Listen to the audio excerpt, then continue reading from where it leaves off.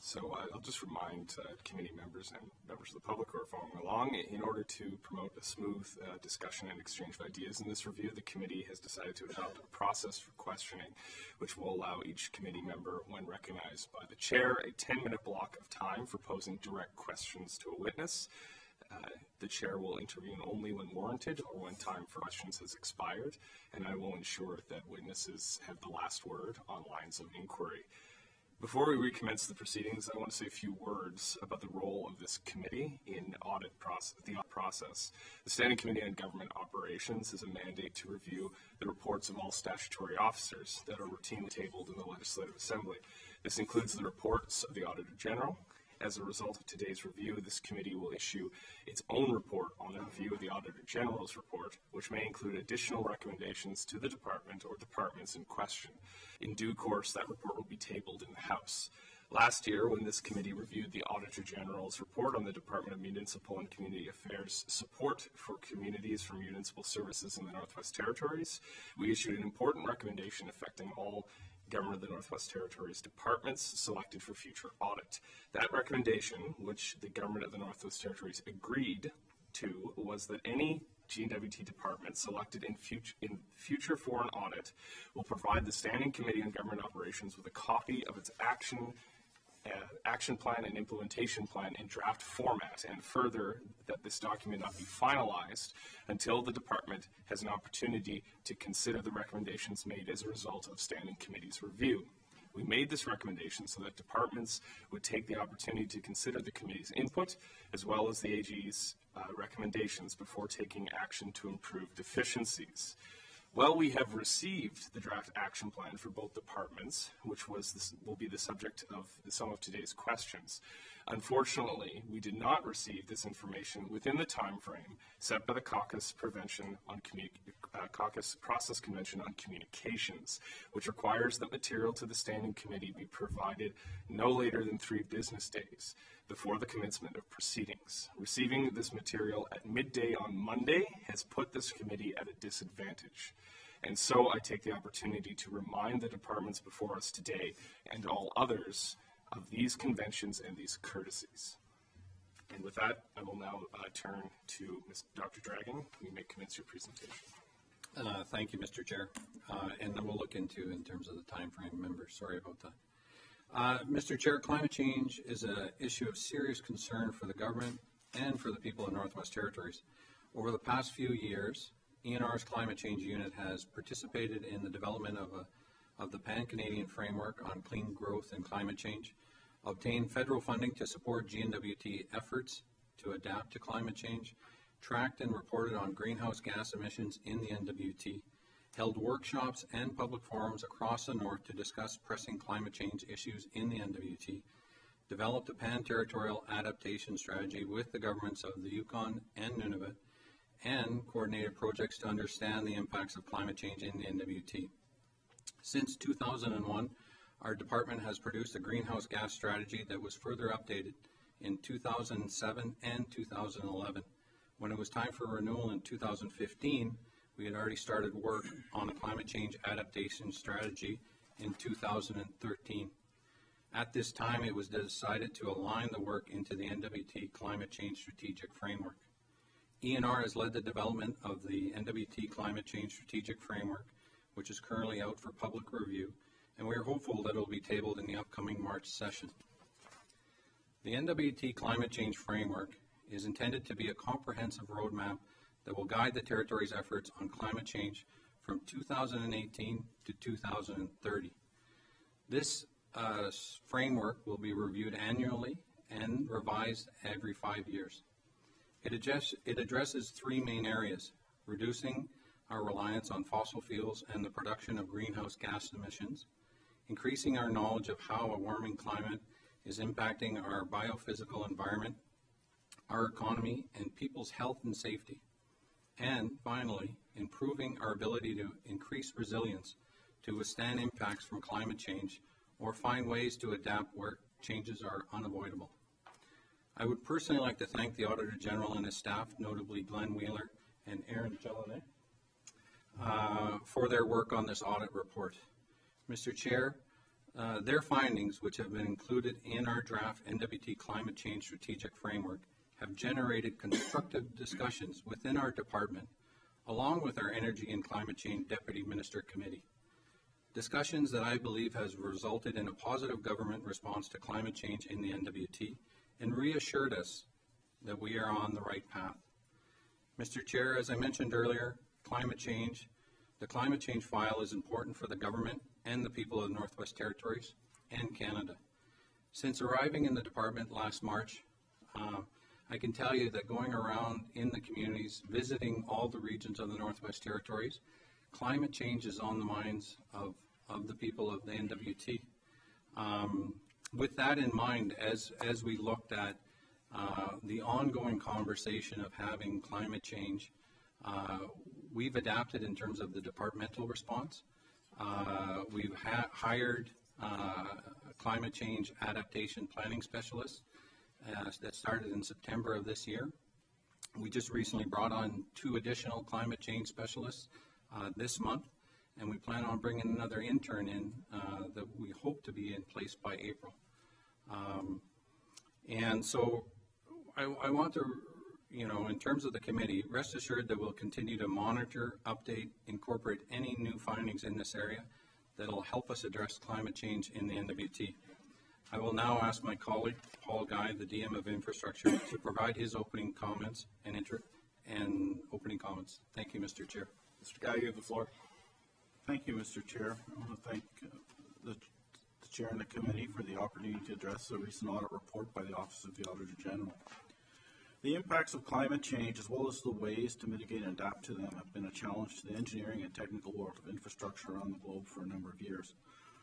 Over the past decade and a half, we have seen a shift in the field of planning and design with the incorporation of climate change mitigation and adaptation, increased resiliency becoming normal parts of business when it comes to infrastructure planning, delivery, operation, and maintenance. Changes we've seen in the north can be described as more substantial than other parts of the world. This was identified in the federal audit as well. And all of our risk assessments include climate modeling. Over the last few years, the Department of Infrastructure has led and participated in the research and development work related to the impacts of climate change on northern infrastructure, including public buildings and transportation infrastructure. We have earned some recognition for our leadership in this sector, both nationally and internationally. We are continuing to monitor key test sites to trial new designs and techniques to better manage the impacts of climate change. We have also installed over 60 information gathering sites on the new Inuvik to Tuktoyaktuk Highway and are part of over 35 other case studies. Climate change adaptation, mitigation, and risk analysis have been part of Department of Infrastructure business plans for many years. We've had a robust inspection regime for all of our major assets and well-funded programs such as the Deferred Maintenance Fund and CapOS or Retrofit Fund to correct any areas we see being negatively affected. Our inspection regime produces a systematic facility condition index to identify existing assets most in need of conservation and reinvestment to meet increased climate-caused physical stress and distress. We've developed detailed risk matrices and undertaken vulnerability studies for all of our major assets projects and developed a comprehensive climate change adaptation plan in 2013 entitled Change and Challenge. We have 450 major building assets within our public building portfolio, with 16% or 3% being assessed as required close monitoring. Since that assessment done, a number of these buildings have sunset, been taken out of service, replaced with newer, more modern infrastructure. So we now have less than 12 remaining that require this enhanced level of oversight. These assets are inspected on a regular basis, noted by the Office of the Auditor General, with the only comment being no formal record was produced for 6 of these assets when no work was required or snow load to measure. We have produced a world-class manual for the safe construction of ice roads and bridges that is copied in many other jurisdictions. We have worked closely with and led other northern jurisdictions to coordinate projects to gain a better understanding of the impacts of climate change in the Northwest Territories, with a view to adjusting codes, designs, construction methods, and best practices for northern projects. We are currently finalizing a GNWT energy strategy to effectively deal with our unique energy issues, implement biomass heat sources, solar and wind power projects to address the greenhouse gas emissions. We're working with Canadian universities by sponsoring engineering students in order to gain northern experience with the intention of bringing climate change issues directly to the next generation of designers and technicians. Although we have undertaken many initiatives and accomplished much on the technical front, an effective organization should always strive for improvement and invite and welcome third parties to review its work. We appreciate the opportunity to work with the Office of Auditor General on this report and thank them for their work, professionalism, and their recommendations. We agree with the recommendations put forth and have developed a draft action plan to address these issues. I will now ask Ms. Lisa Dyer and Mr. Kevin McLeod to provide a presentation outlining the details in our draft work plan in response to the Office of Auditor General's specific recommendations. Thank you, Mr. Chair. Thank you, Mr. Guy. Who will be leading the presentation first? Ms. Dyer? You may proceed. Thank you, Mr. Chair. The Departments of Environment and Natural Resources and Infrastructure have collaborated to prepare a response to the findings of the OAG Climate Change Audit Report. The response from each department is contained in a written action plan. Both action plans were provided to the committee. This presentation follows the structure of the OAG Audit Report. I will speak to the findings pertaining to leadership and the finding on adaptation pertaining to wildlife. Specifically, the need to develop a territorial strategy to adapt to climate change, providing departments and communities with the information needed to take action on climate change, the impact the previous 2011 to 2015 NWT greenhouse gas strategy had on reducing emission levels, the need to address deficiencies with respect to ENR's leadership on climate change, and the need to identify and implement wildlife management actions to adequately adapt to climate change. Assistant Deputy Minister McLeod of Infrastructure will then speak to the findings on adaptation for buildings and roads.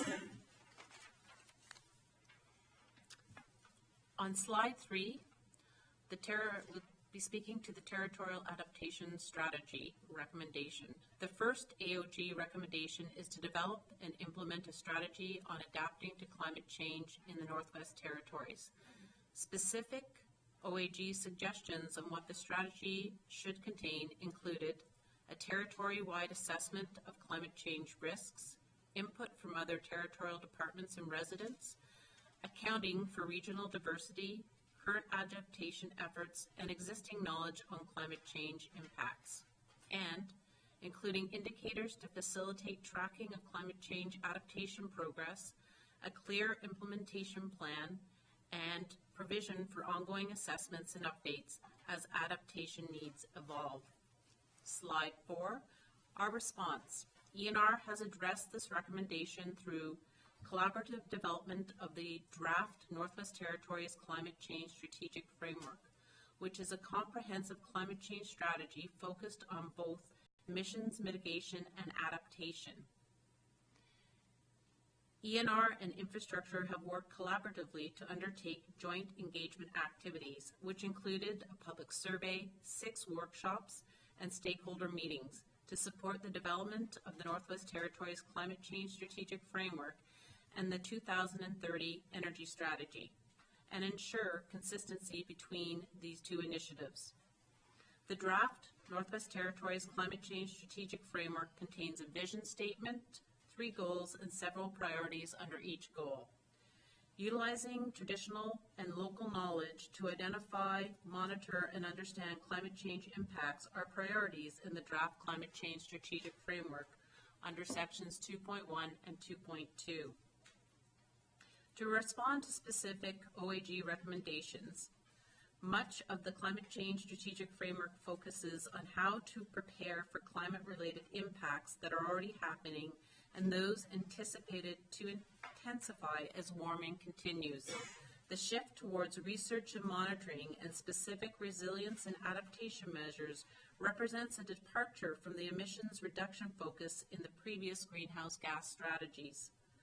The draft Northwest Territories Climate Change Strategic Framework contains a territorial target for emission 2030 levels and specific targets for key sectors, including transportation and industry. The overall territorial target for 2030 is consistent with the Pan-Canadian Framework on Clean Growth and Climate Change. ENR has developed a proposal to do an impacts costing study for the Northwest Territories. This work will then estimate the risks and cost implications if no action is taken on climate change. The draft Northwest Territories Climate Change Strategic Framework has been released externally for public comment. The closing date to submit feedback is January 19th, 2018, which is this Friday. We continue to work on the development of a 5-year action plan to guide implementation of the Climate Change Strategic Framework. This is expected to be released later in 2018. Slide 5, information on climate change. The OAG made several recommendations related to how ENR could better support climate change information needs and adaptation decisions. These included identifying the climate change information needs of the GNWT departments and communities, providing departments and others with access to relevant information to make informed adaptation decisions, and monitoring implementation of the NWT Knowledge Agenda. Slide 6, our response.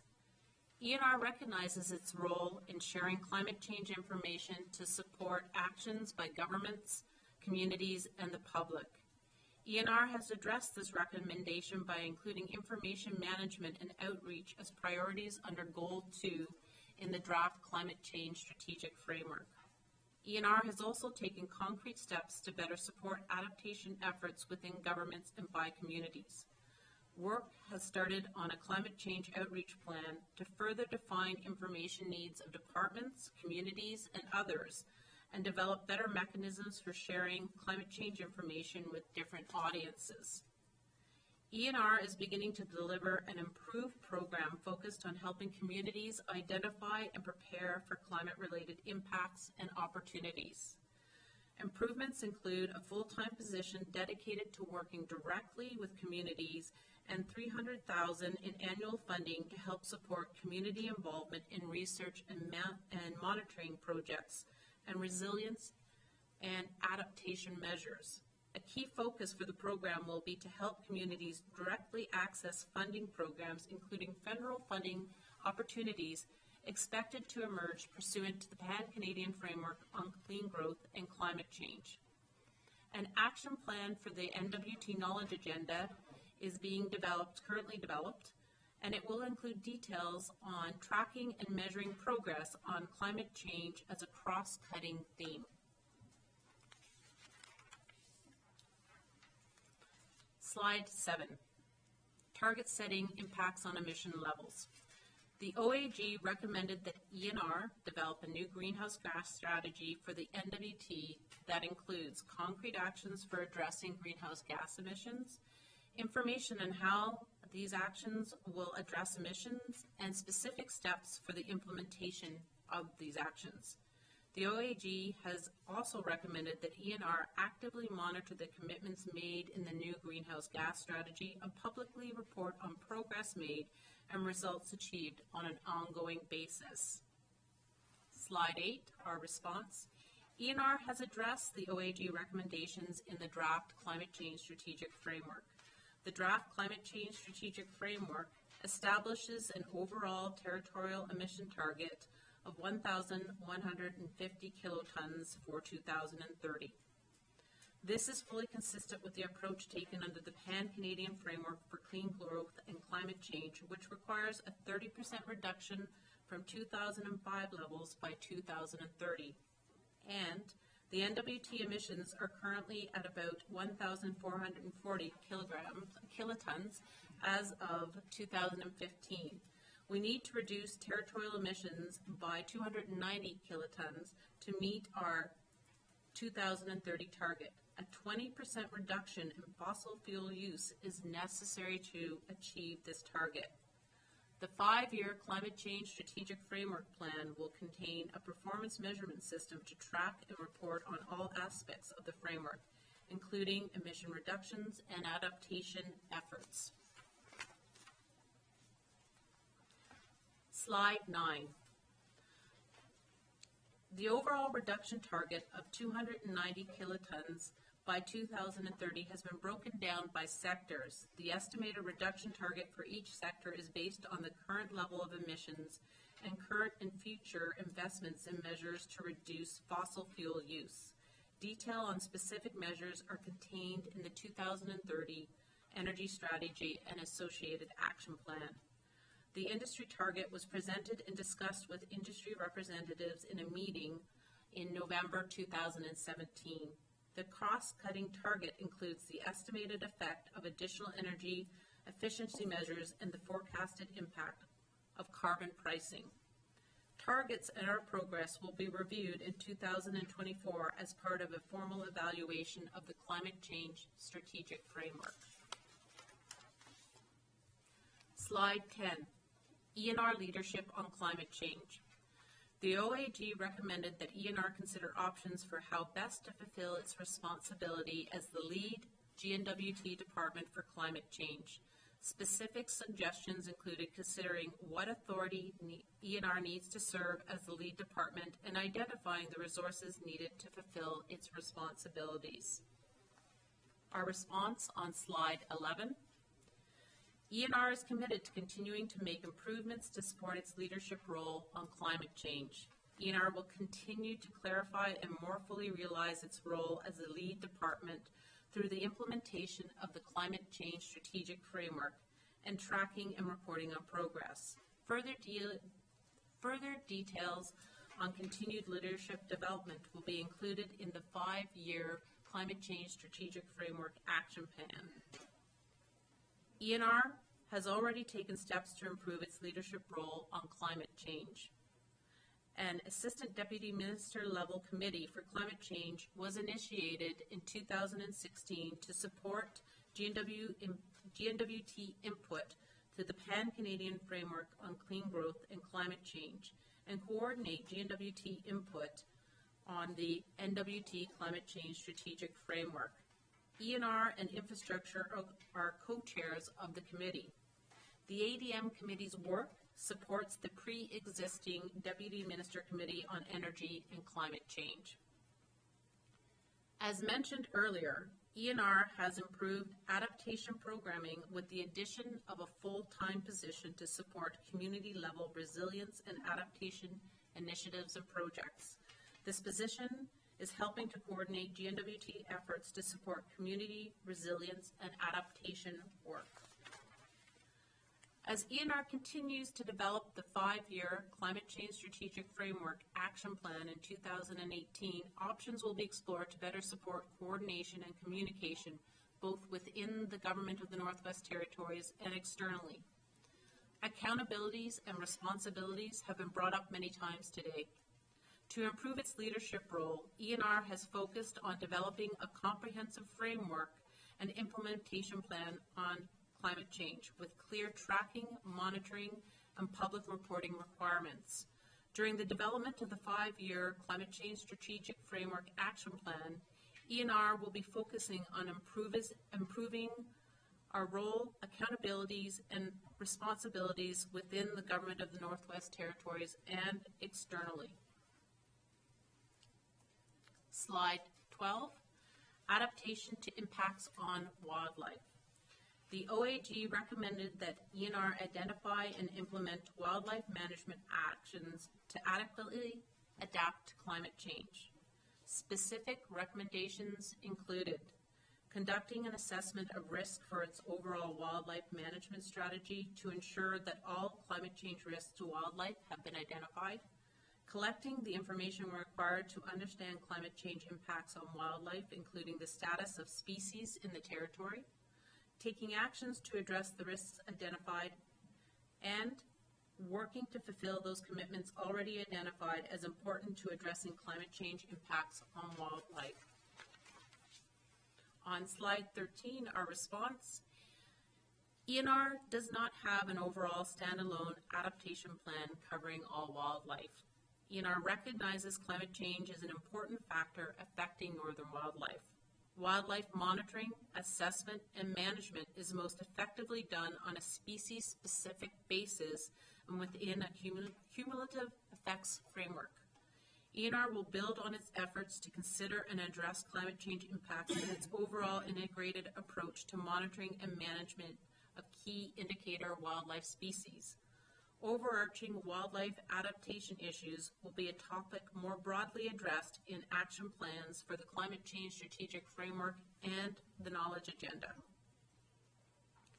This concludes ENR's portion of the presentation. I will now turn it over to Assistant Deputy Minister Kevin McLeod of the Department of Infrastructure for their portion of the presentation. Thank you, Mr. Chair. Ms. Dyer, Mr. McLeod.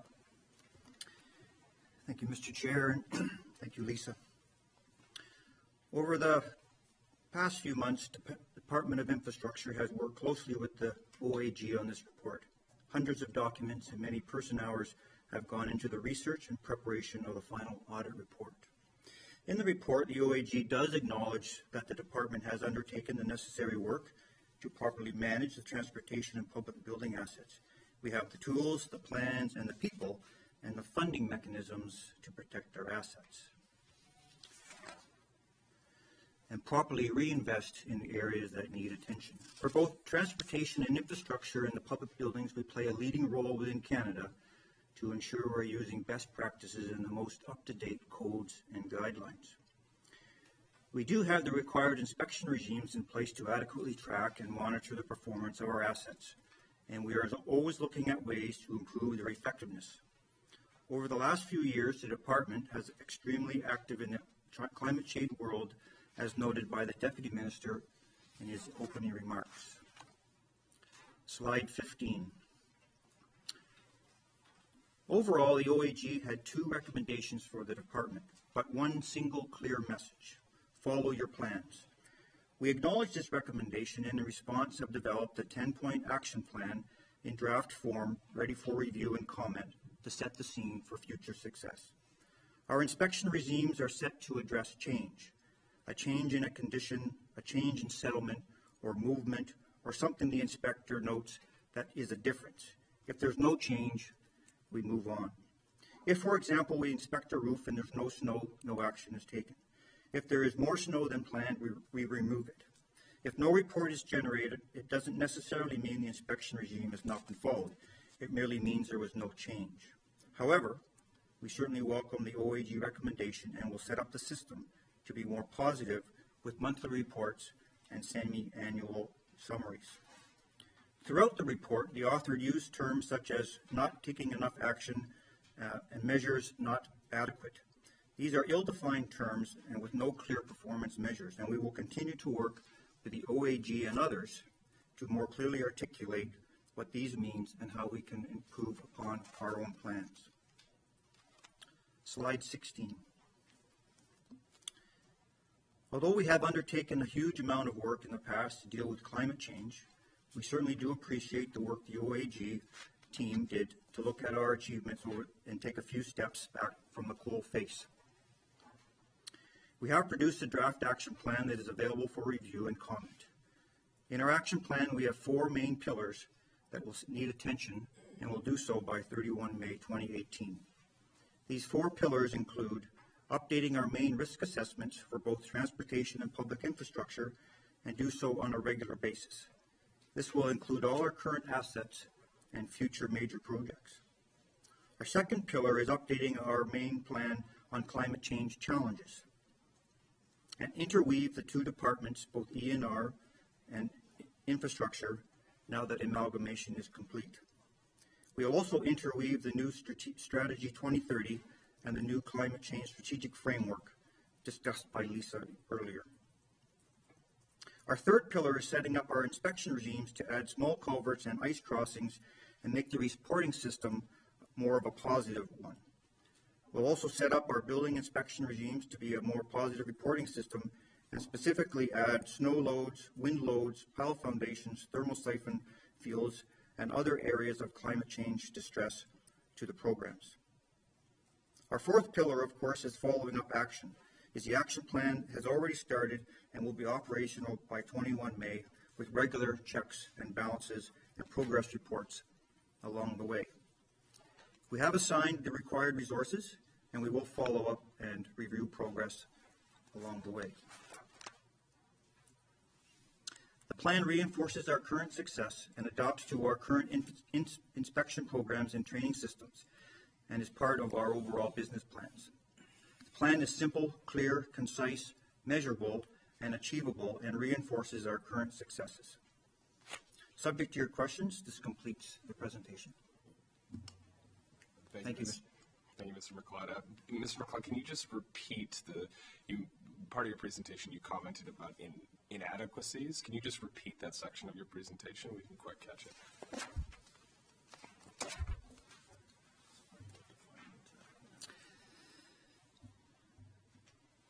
This was under slide 15, Mr. Chair.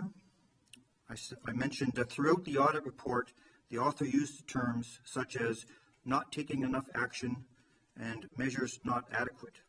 These were ill-defined terms that has no clear performance measures, and we will continue to work with the OAG and others to more clearly articulate what these mean. Thank you, Mr. McLeod. So in that statement, you're addressing the actual audit report where they had findings of inadequate performance on the part of the department. Do you disagree with the Auditor General in that assessment? Or does the department disagree with the Auditor General in that assessment? Mr. Chair, no, we certainly don't disagree with the Auditor General. Those we look at the recommendations, but throughout, or there is some highlighted portions in the audit report that are not fully articulated. We did work with the Auditor General to get more refinement on those defined terms. And when we develop our action plan, to make sure that it is enough and it is the measures are adequate. Thank you, Mr. McLeod. I think I'm looking at page 16 of the audit of the Auditor General's report, paragraph 69. There's Exhibit 3 is beneath that. And for example, and this is where it says the Department of Infrastructure did not take adequate steps, and later that for the most part it did take adequate steps to impact to changes on roads, but not buildings. And for example, the Exhibit 3 table includes a box under buildings in response to did the responsible department meet selected commitments for high-risk areas in its adaptation plan, and the Auditor General's office found that no, in the files we examined, monitoring and operations and maintenance to address risks were inconsistently carried out and often did not follow the guidance set out in plans.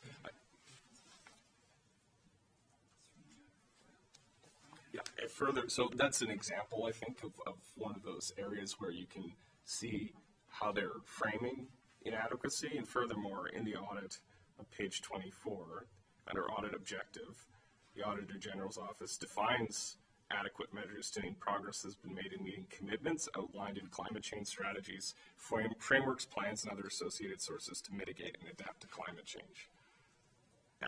Further, in Exhibit 5, there's instances of inspections on roofs, on ice roads, etc. And in some cases, 50% of the snow had not been removed from buildings. 83% did not have snow removed from foundations. 91% were inspected annually. Those are good ratios, but they're not 100%. And as you said in your presentation, the operational procedures aren't very clear. So I just want to make it clear for people listening today that adequacy is, I think, clearly set out in the scope of this audit. And there's instances where it's pretty clear to see where the operational procedures differed from the practice on the ground. So is my understanding based on that the same understanding the department has? We'll go to Mr. McLeod. Thank you, Mr. Chair. I agree with your assessment. I'll leave it at that. Thank you, Mr. McLeod. So I just wanted to turn to the presentation from Environment and Natural Resources now. One on, you mentioned that the emission or the targets in the Pan-Canadian agreement are consistent with the climate change framework approach. The climate change, or the Pan-Canadian agreement, sets the emissions targets at 30% reductions to 2005 levels. and furthermore, yeah, the documents we have received say it's fully consistent with this approach. However, our targets are 20% of 2015 levels.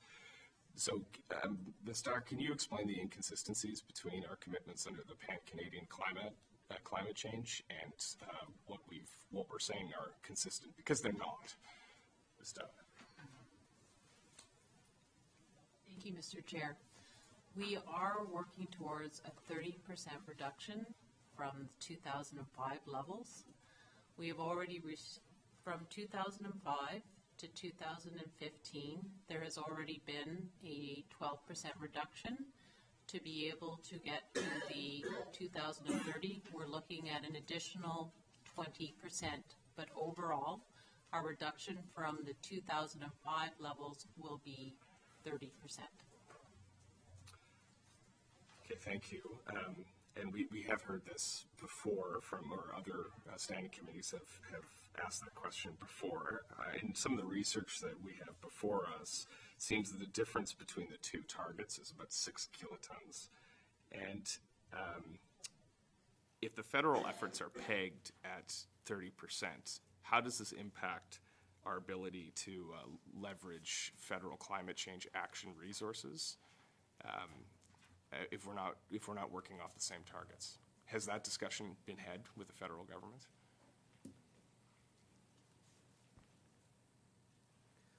So we are working towards, thank you, Mr. Chair, we are working towards the 30% reduction to be in line with the Pan-Canadian framework. And we have not had any discussions with the federal government about our reduction target. Thank you. Okay, thank you. So I understand your perspective on it, but why not just include 30% and explain in the mitigation steps we're taking that we've already reduced it by this much, if that is the position you're taking? Dr. Dragon? Yes, thank you, Mr. Chair. I do believe in terms of the communication about it in other committees that we had, the noting of 20% was confusing. I'd just like to say that, as Ms. Dyer mentioned, the 30% is our goal, is our target. And I think in the communication, I noted in the draft strategy that went out as well, the 20% was noted. I've asked for that to be cleared up and to have reformulation of the wording so that it is clear. But we are in line for the 30%. I think in earlier versions, like I mentioned, it was referenced as 20%. It was confusing. It should have been referenced as 30%. And we're in complete alignment with the Pan-Canadian framework. Thank you, Mr. Chair.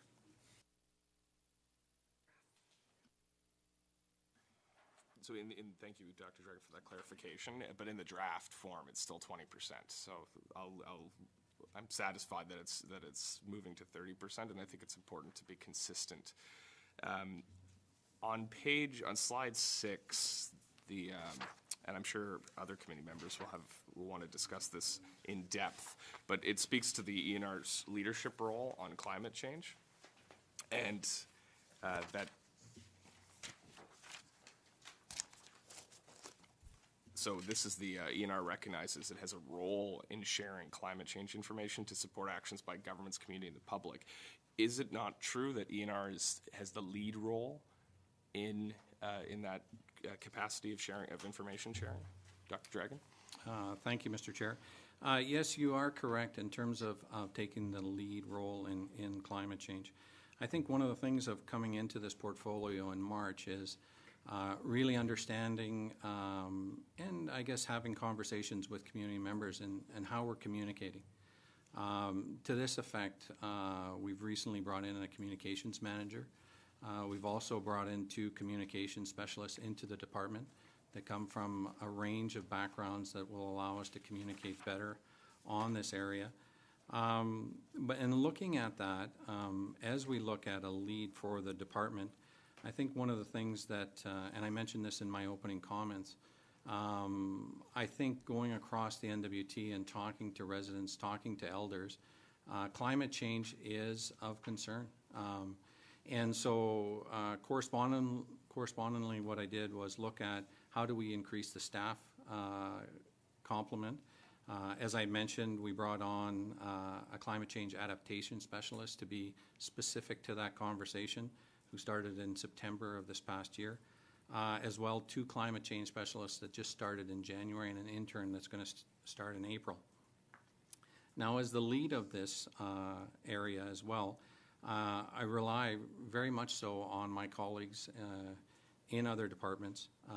I think that coming into this role and seeing the ADM's committee and even at the officials level, how we're doing working groups that are working on the file that roll up into the ADM's committee, that then provide direction to our deputy ministers committee that's on energy and climate change, has been a very positive conversation on climate change, and one that I'm very supportive of, in that in some portfolios it's not on the top of their priorities, but we're having the conversation and we're having the opportunity to discuss, I would say sometimes on a weekly, sometimes on a daily basis, depending on the topic. And this audit has really provided us the opportunity to continue that constructive conversation. And I think we're moving in a positive direction. Thank you, Mr. Chair. When was that ADM committee or subcommittee or working group established again? I think, I believe it was established in 2016. Yes. So the scope of the audit was 2013, That's April of correct. 2013 to June of 2017. So the Auditor General had an opportunity to assess that ADM working group and its recommendations to leadership. So it's a bit troubling when you're presenting that to committee as a response, as a improvement that you're using to address that, because that framework already existed. So what other work has been done in establishing authorities with other departments, such as memorandums of understanding or other interdepartmental tools that are more than just a conversation, but actual concrete authorities you can establish to give ENR that leadership role it needs to effectively deliver on climate change?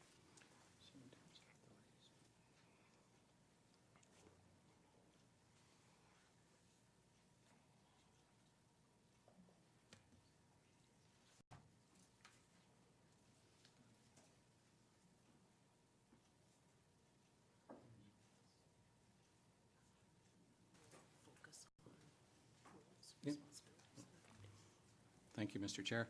You know, the point is well taken. I think in the ADM committees, what we looked at is the terms of reference in terms of what that committee would be doing, as well as our own energy and climate change deputies committees.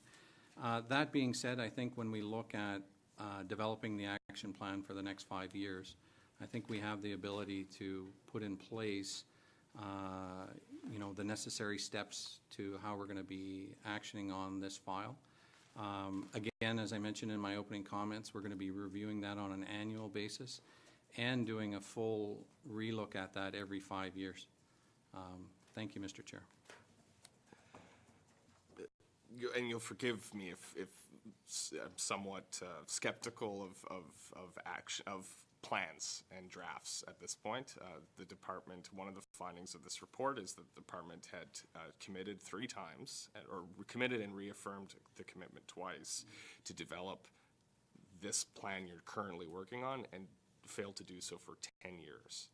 So beyond the 5-year plan that we haven't seen yet, what are you doing? Well, thank you, Mr. Chair. I can say, again, coming in in March, I see the ability to actually demonstrate change in kind of what we've been doing in the department. I think the opportunity to be a part of this audit right at this stage of coming into a leadership role in this department is an excellent opportunity, so that we are able to look at kind of where we're going and how we're going to address it, but also how we're going to go into the communities in the Northwest Territories and develop this action plan that's not going to be something that's developed out of Yellowknife. It's going to be something that's developed across the NWT. We're looking to finalize it in 2018. I know that, and as I mentioned earlier, coming into the department, I've realized that certain areas needed to be addressed.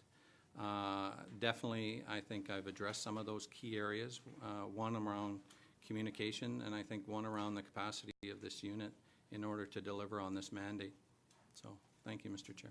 Thank you. All right, we'll take questions from committee members now, and just for how we're going to do this procedurally is if you would like, we're going to direct questions. Members can direct questions towards either Mr. Guy or to Dr. Dragon, and if you need to rely on your staff, just say it on the mic, and then the staff person will take over. So it doesn't need to go through me. So we'll start with Mr. O'Reilly. Thanks, Mr. Chair. Yeah, I just want to establish, and my questions are going to be for Environment and Natural Resources, that the department still accepts the Auditor General's report and all its findings. I'd just like to confirm that. Yep. Thank you, Mr. Chair. Yes, we've accepted all recommendations, and they've been included into our draft climate change strategic framework. Thank you. Great, thank you. So that's where I want to go. I did a keyword search on the framework document. The word audit, Auditor General, doesn't appear anywhere in the document. So how can you say that the framework document actually addresses the recommendations coming from the Auditor General's report? Because it's not even referenced in the document. Thanks. Thank you, Mr. Chair. Mr. Chair, I think when we looked at how do we integrate not only the audit into this document, but this is over a number of years that we've been developing. If we look back to the greenhouse gas strategy, how do we include that? Not specifically mentioning the audit within the document, I would have to say that in terms of what we've tried to instill in the document is a framework that is for the Northwest Territories, that outlines in terms of our key objectives as we go forward, along with the opportunity to take all the comments and the feedback, not only from this process, but also the public process that we went out, so into the public meetings, out into any of the written comments, and coming up to our Friday deadline of written submissions. Those all need to be put within this draft and before we actually finalize it. So I'll commit to going back and looking at where there would be opportunities to put that within the framework. Again, it's a draft framework, so we have the opportunity to do that. Thank you, Mr. Chair. Thanks for that. Yeah, I would really strongly encourage the department then to build that in as a reference. Something as important as an Auditor General's report needs to be acknowledged and incorporated. And you might think about organizing the framework document around some of the key findings that the Auditor General's made.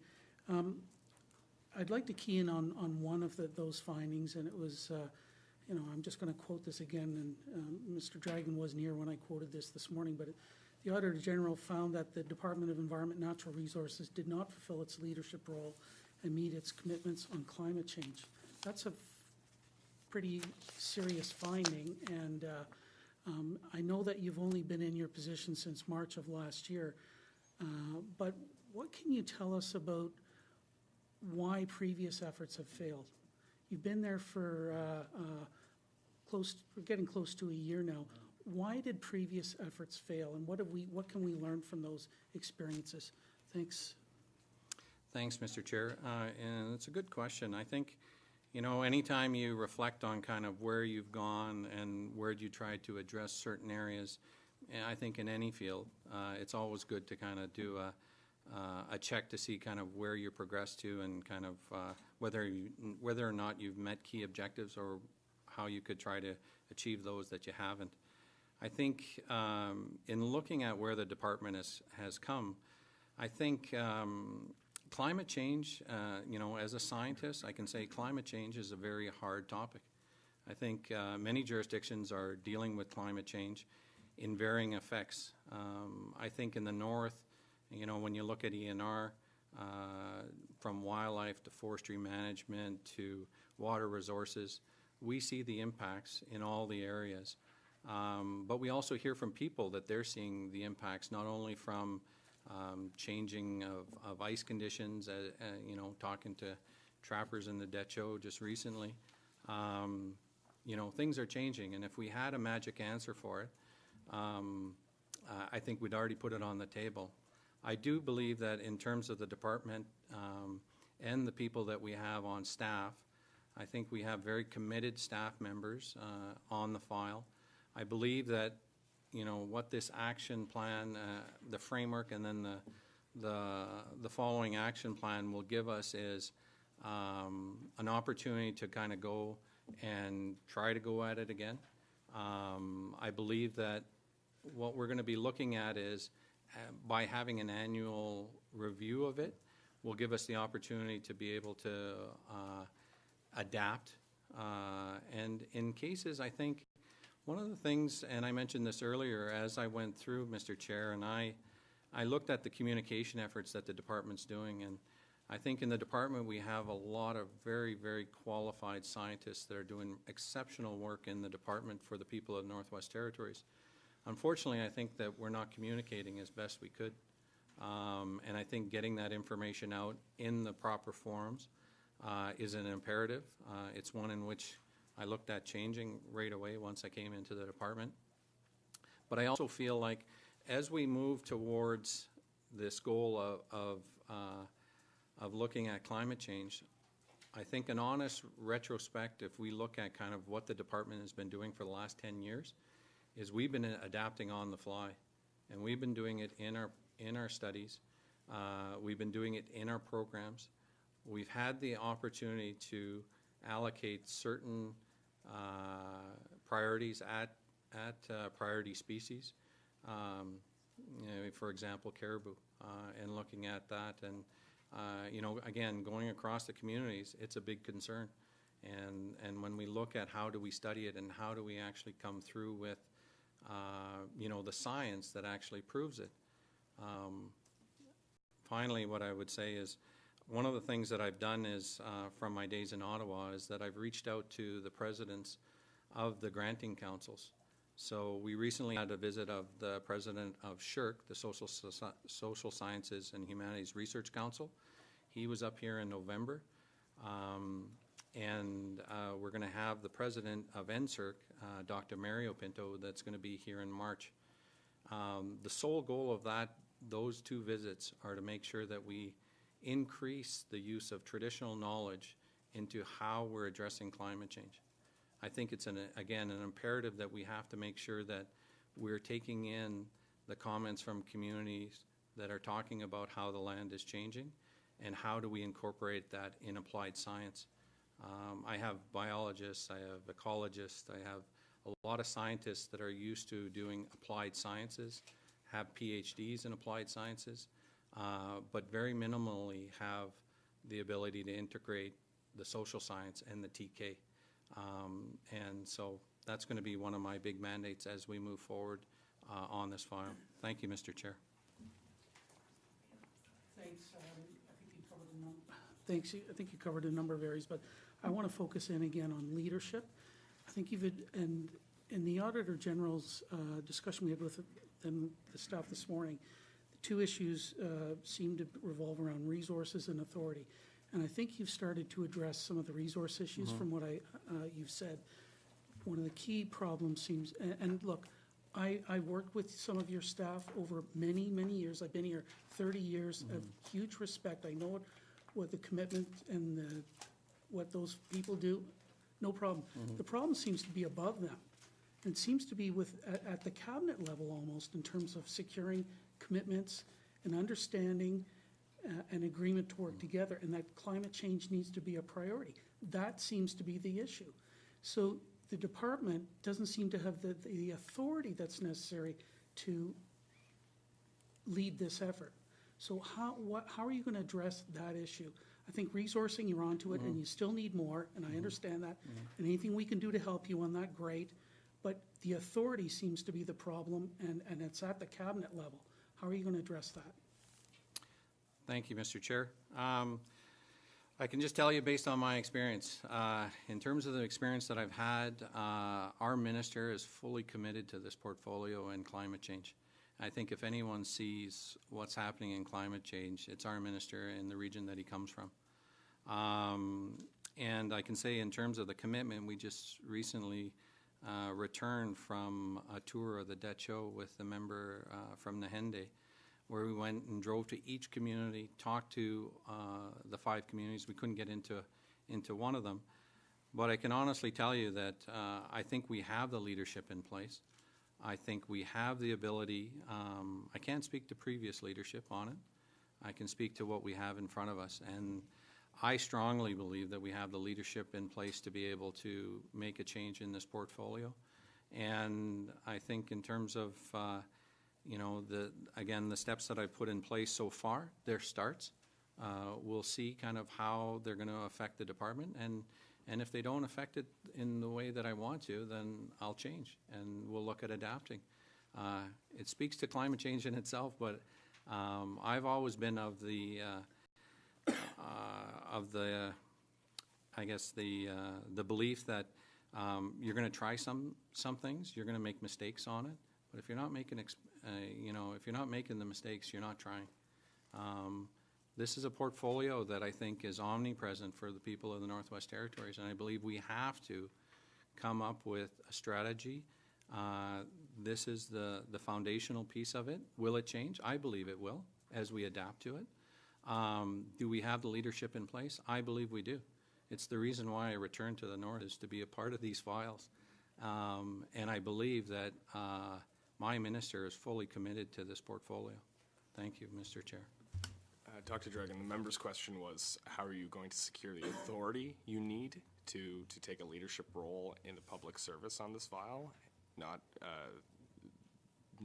so much a question of the character or quality of leadership, but the actual authorities required, and whether or not Cabinet has been involved in those discussions to grant. The Auditor General's finding is about the lack of authority for ENR to play a leadership role. Your evidence that you just gave didn't address that at all.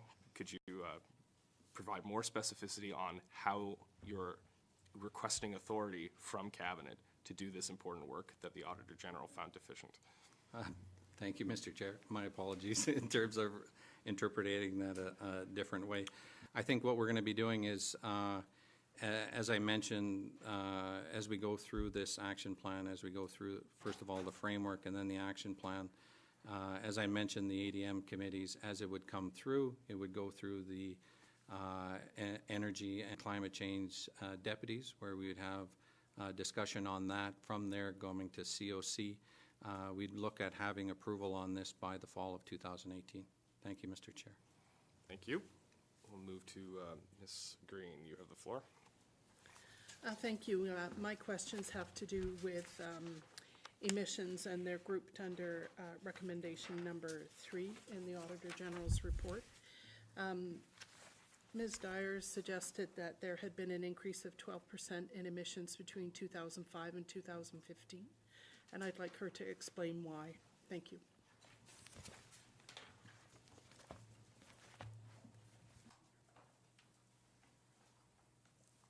Thank you, Mr. Chair. There's been a decrease of 12% between 2005 and 2015. My question is why? Oh, why? Okay, sorry. There's been a decrease. Some of that is due to measures taken by the government of the Northwest Territories, such as switching to biomass, looking at renewables. Some other aspects include energy efficiency, and a portion is due to current economy. Thank you. Can you quantify more precisely how each of these measures have impacted on the reduction? Thank you, Mr. Chair. Can I just clarify what you're looking for by impact on the... Of the 12% reduction, for example, how big a factor is biomass in achieving that 12% reduction? How big a factor is energy efficiency? How big a factor is the decline in the mining industry? Do you have that information, or can you provide it at another time? I'm going to we do have that information, but I don't have that readily available. So is that something that I can provide to the committee? Yeah, Thank I'll you. take that as a commitment. I think that there may be some good lessons in that information for moving forward. What I don't see anywhere in this draft plan that's to address the issue of emissions as well as adaptation is anything about carbon pricing. How does carbon pricing work into this? Thank you.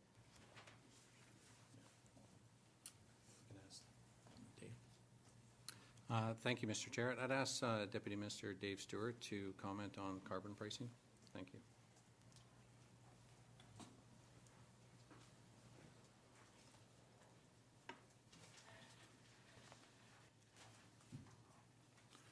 So thank you. I think we've always recognized all the way along that the climate change strategic framework, the energy strategy, and carbon pricing all work together.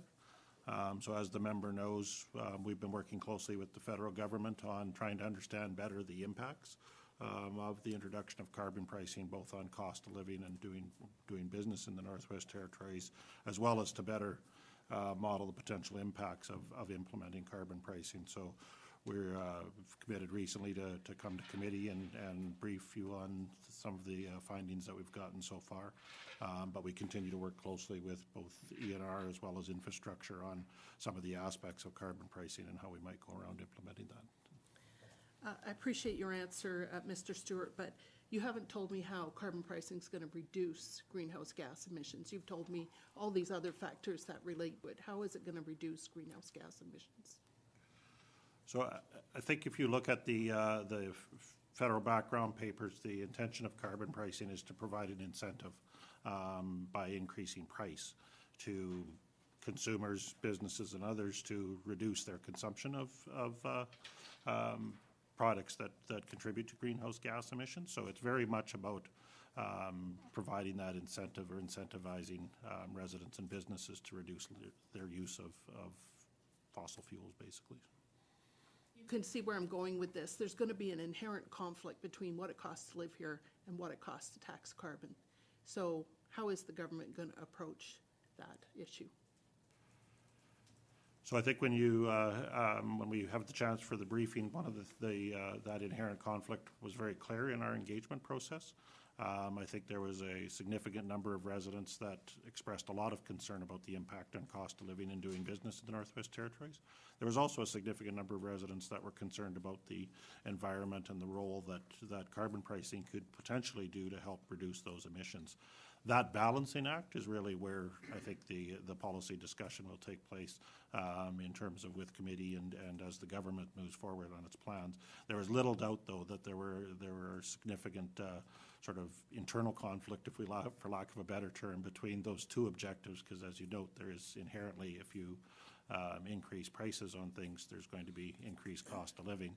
But the role of carbon pricing in terms of providing an incentive and revenue for potentially investing can't be ignored either. So I think that's the policy discussion we'll be having. Okay, I look forward to having that. With respect to reductions, and I think this may be more for Ms. Dyer, I noticed that there are a number of targets that are assigned to different sectors, and I wonder why electricity is 25% and transportation and industry are so much less when they are, in fact, the big emitters.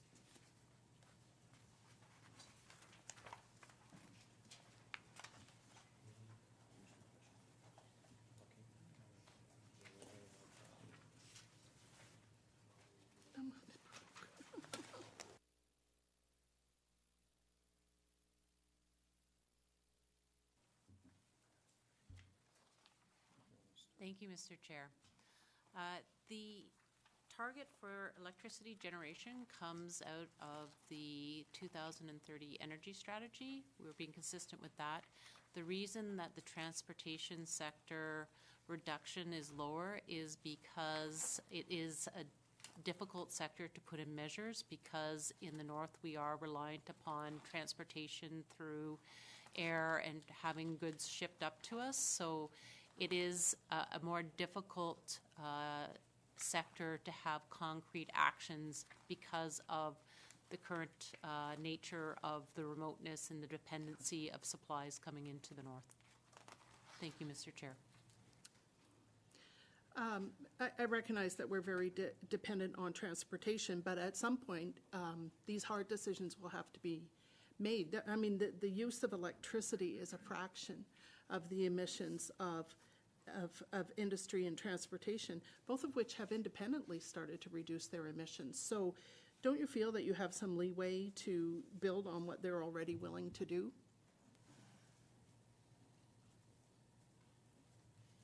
Thank you, Mr. Chair. We have looked closely at the transportation sector and have been working with the industry sector, and we feel these are achievable targets at this time. As we mentioned, we will be re-looking at our progress and implementation in 2024, and that's when we can there's many initiatives going on in the federal, and we can look at how we can improve or adjust our targets at that point. Thank you, Mr. Chair. I appreciate the answer, but 2024 is too late for a course correction. We need some kind of a reevaluation of these targets much sooner if we're going to achieve the 30% reduction by 2030, which, as I understand it, is where we're going now. So can the department commit to reviewing this sooner than 2024 to see whether the targets have been met or how they could be met more effectively? Thank you. Thank you, Mr. Chair. I think the point is well taken. I think what we'll be doing is looking at where we go with the framework on a yearly basis. We'll be adapting this as we go forward and seeing whether or not the results are actually being able to be attaining the goal that we're looking at. If we're not achieving that, my commitment is that we're going to be looking at it yearly in 5-year intervals in terms of the action plan where we can reevaluate it.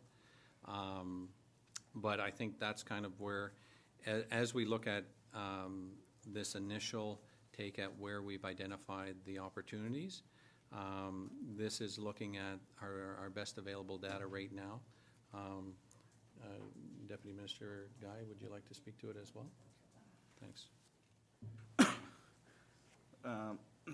Thank you, Mr. Chair. I'm not sure there's a lot I can add to what Ms. Dyer and Dr. Dragon have said, but certainly it was one of the challenges we also were faced with when we went into the development of the energy strategy, is how we can get a strong result in the transportation sector, and it's really driven by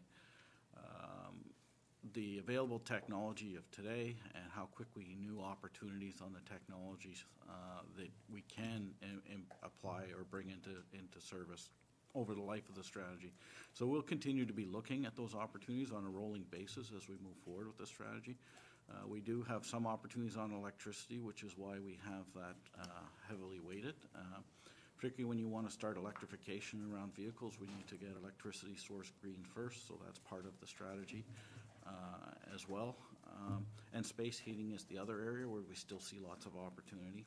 We know through the work that we've done with our own government assets over the last 10 years, we've reduced our greenhouse gas emissions associated with operating our government buildings by 20%. And that's through things like work we did with the Cap Asset Retrofit Program by increasing energy efficiency, but also the conversion to biomass, some of the electrification on the electric heat projects. So a lot of that is still more work that we can do, and we want to continue moving forward with that to capture those opportunities. But we need to find some opportunities as well on the transportation side, and we recognize that certainly in energy strategy, and that we'll be continuing to monitor technology and on a rolling basis and try to implement that early as we can when it's proven to work in our operating environment. Thank you, Mr. Chair. Thank you. I just want to clarify something. So the emissions targets that are being presented to us in response to the OAG report, are they finalized? Dr. Dragon? Yes, thank you, Mr. Chair. Yes, those are the targets that we feel that are achievable to get us to the 30%. As mentioned, I think as we look and as we see whether or not we have the ability to move up or down, this is a rolling plan where I think our goal is 30%. And if we're not able to hit it and we need to adapt on different parts of it, then I believe we need to adapt to it. So right now, in terms of looking at the 290 kilotons, the areas that have been identified been identified so that we would be able to reach the 30%, and we're confident that we can get there based on what we know today. As things come online, it might be a different picture. We would have to adapt at that time. Thank you, Mr. Chair. So the emissions, so they have been finalized, even though they're contained in a draft document. That's what I'm getting at. Oh, sorry, this is what's being, thank you, Proposed. Mr. Chair. This is what's being proposed in terms of the document that we're going out. Again, we're getting written submissions by this Friday. Those written submissions will be put into this document. Then we will be taking it through the process to get cabinet approval to then go out with it at the end of 2018. Thank you, Mr. Chair. Thank you, Dr. Dragon. Mr. Simpson, you have the floor. Thank you, Mr. Chair. And the Chair and Mr. O'Reilly stole much of my thunder, but I'll reiterate it anyways, but I won't be looking for answers about this first part. And Dr. Dragon, you're inheriting the failures of the past, and so I apologize, but that's just the way it goes. In the AG's, the Auditor General's remarks earlier today, he mentioned, I believe he mentioned twice, that over the past decade there's been various commitments that have been made to address greenhouse gas emissions and climate change adaptation, but they rarely progress past the commitment stage. And that's why I'm concerned about the comment on page 8 of ENR's action plan that states the draft climate change framework already addresses all of the OAG recommendations on climate change. But if you look at one of those recommendations, is to create a strategy with concrete actions for addressing emissions, how the actions will address emissions, and specific steps for their implementation. And the framework doesn't do that. It talks about doing it, but it doesn't do it. And I've come to learn in this position that government in general, not just the territorial government, but in general, seems to believe that producing mountains of paper is progress. You know, after all this effort goes into producing a fancy document with a shiny cover, it's either on to the next thing or it's just back to normal. And I know you addressed what's being done in terms of staffing issues and leadership issues, so I won't let you rehash it. But you know, these strategies with no action are one of the reasons that people are so disillusioned with government. And it's something I hear all the time. If there's an issue that comes up and I say, oh, well, they're working on a strategy for it, I mean, I might as well not say anything, you know. And so, like I said, I was glad to hear your comments earlier, and I'll leave it at that. So I will turn my questions to the Department of Infrastructure. Now, the bulk of emission cuts are expected to come from industry, and the draft framework notes that carbon pricing, federal funding, and planning for new projects are the ways that they're going to be addressed. So infrastructure and ENR met with industry this past November, and I'd like to know what came out of that meeting and how is that reflected in this framework? Are there MOUs between industry and government stating that they're going to work to reduce it by this much? Because we're putting our the bulk of the reductions on industry's back, and so I'd like to know what commitments the government's gotten from industry and what assurances. Thank you. Thank you, Mr. Chair. I think it was one of the commitments that we made when we initially came up with this draft is not to have a number there and go and speak to industry. So I'll have Ms. Dyer go through that and be able to speak to that in terms of what was heard and kind of where we go through. Before going through that, I just wanted to look at inheriting failures of the past. In terms of doing that, I always think that's a positive. Right? Like I'm looking at it as the opportunity to see what we don't do and where we go forward.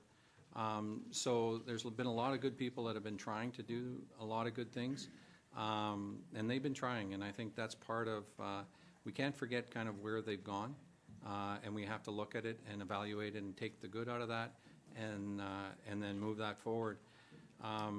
In terms of looking at the framework document, this is kind of our building block. What we look at doing is getting together with the people of Northwest Territories to develop an action plan. And the action plan is where you're going to be able to see those measurables, where you're going to be able to see where this goes and how we're going to evaluate on how well we're doing. So I just wanted to mention that because I think it's an important. The action plan that we will be developing will allow us to evaluate yearly where we're going and how well we're doing. And if we're not doing well, we're going to course correct, and we're going to make sure that we're doing positive things on the file. So I'll allow I'll let Ms. Dyer to speak to the industry consultation. Thank you, Mr. Chair. Thank you, Mr. Chair. We did meet with industry representatives in November. There were representatives from the diamond mines, and we presented the proposed target of 100 kiloton reduction. There were no formal comments received at that meeting. Industry did not raise any concerns. However, we did tell them that we are going to be putting out the climate change strategic framework for comment and invited them, if there were any concerns, to please provide their comments in writing. To date, we have not received any comments from any members that were at that meeting or any industry members that were not present at that meeting. Thank you. Thank you. So you brought this number of 100 kilotons to industry. They had no comments, and they haven't commented since. So what sort of collaboration, if any, is being done with industry then? Thank you. When we met with industry, we, as said, brought forward the targets. We did have some discussions about initiatives and kind of ideas that the industry had on reducing emissions. We talked about some potential funding programs that the federal government are putting out and that we would be able to support that. So those have been our initial discussions with industry. So did industry basically say, yeah, we can do that, we can meet that target?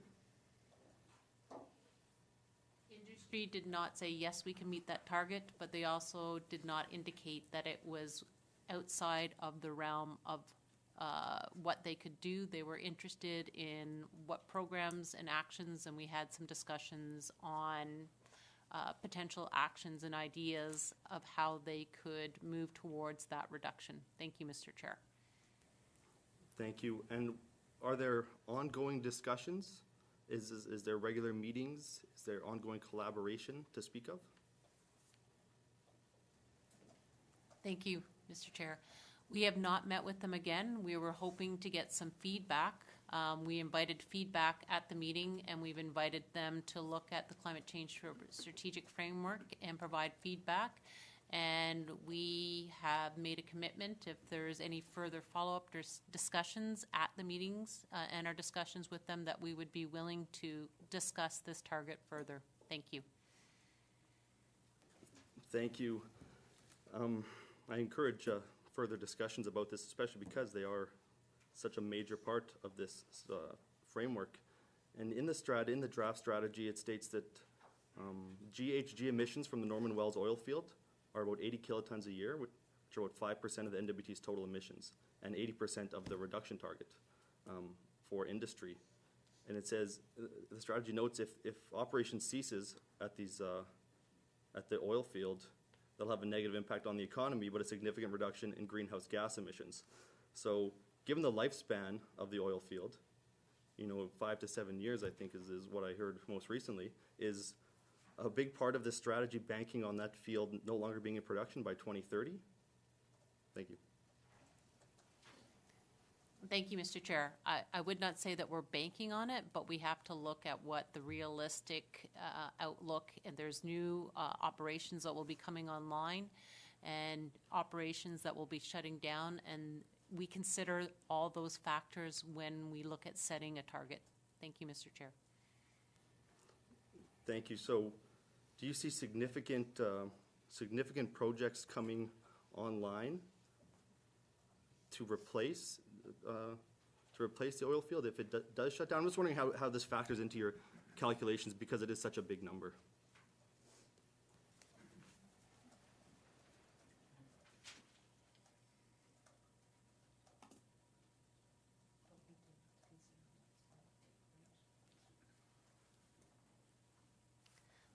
Thank you. We did consider looking at what potential projects are currently in environmental assessment and what looks like will be brought online. And we did look at projects that were potentially closing when we came up to set the target. We were unable to, if there's there may be projects coming online that we're not aware of, so this target does not account for it. It accounts for the information that we had at the time of what could come online and what could potentially close to help establish that target. Thank you, Mr. Chair. Thank you, and I'll just wrap up by talking about the industry target one more time. How confident are you that this target will be met, even, give or take 10, 15, 20% of the industry target? How confident are you that it's achievable? Based upon the information that we've looked at, we feel that it's a reasonable target for industry, and we are still welcoming any comment from industry as to their concerns or issues on the target. Thank you, Mr. Chair. Thank you, Ms. Dyer. Mr. Simpson, your time's expired. We'll now turn the floor over to Mr. Thompson. Thank you, Mr. Chair. So this is going to be infrastructure questions and from that in there. So listening to your presentations and listening to the presentation from the Auditor General, they talk about the culverts and the ability to provide information on the big culverts versus the small culverts. The big culverts seem to be the responsibility of Yellowknife, and the small culverts are the responsibility of the regional offices. So I guess my first question is why is there this huge differences in the ability to report on both, on the small culverts? So I'll start with that question. Mr. McLeod, go ahead. Thank you, Mr. Chair. I think it's order of magnitude, sir. It's in terms of the large culverts and bridges, there's a little over 100 of them. They're very complex. We have a team that inspects them on a regular basis. They get every 3 years, they'll get a detailed inspection. In terms of the small culverts where we see them either 800 millimeters or minus in terms of their diameter, there's thousands of them. Probably 5,000 total in our network. These are equalization culverts, or they're culverts that go across someone's driveway that's crossing one of our ditches. So it's a regional superintendent's responsibility when they do or regional managers when they do their drive-bys along the road to check right away, to check signage, to make sure the culverts are operational. A lot of the cases, it'll be beavers that jam up the culverts with debris, which then impacts water flow during freshet. So they'll do their inspections. Their best place to do it. They're on the road every day, and at the end of the day, they give an inspection check mark that the road's in good shape, which by extension is the culverts are in good shape, the right-of-way is in good shape, and the signages are all in good shape. So what we're trying to do now is make that more of a positive, where they have a check mark against those particular culverts. Okay, thank you. I thank you very much for that answer. I guess I'm still really concerned. I'm looking and I'm hearing what you're saying, though. So you have a team that looks after the large infrastructure, but then in the regional centers, it is the whole office that has to, if it's the highway guy, the superintendent guys, who drive by, and they're saying it's good. Well, I'm trying to understand this. So for the large centers, the actual people get out and physically inspect it and look at these culverts and bridges, correct? Yes. Okay, so the small ones, they just drive by and they get a check mark? Is that what you're saying? Is that is their inspection process? Could you just, I'm hearing something, and if I just wanted to give the opportunity to clarify if I'm wrong in what I'm hearing. Thank you, Mr. Chair.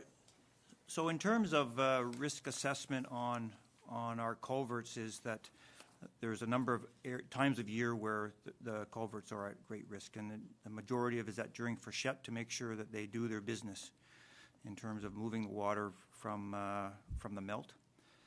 It is also during any times of rainfall and that sorts of thing, to make sure that moisture and water is moved from left to right or up and down on the system. So in terms of inspection of the culverts, There is a regime in the regions where the superintendent stops, looks through the culvert to make sure it's unblocked, gets back in his truck and drives through the next culvert. You notice that they're all marked along the highway with posts, so they're easy to find, certainly if they're under some snow or other areas of debris. But then he goes back and notes that during that section that everything is fine. What we're adding in terms of our action plan is that each of the culverts will be marked in terms of a kilometer. He will then get out, or she will get out, check the culvert, and insert a note that the culvert was inspected on such and such a day, and it was operational.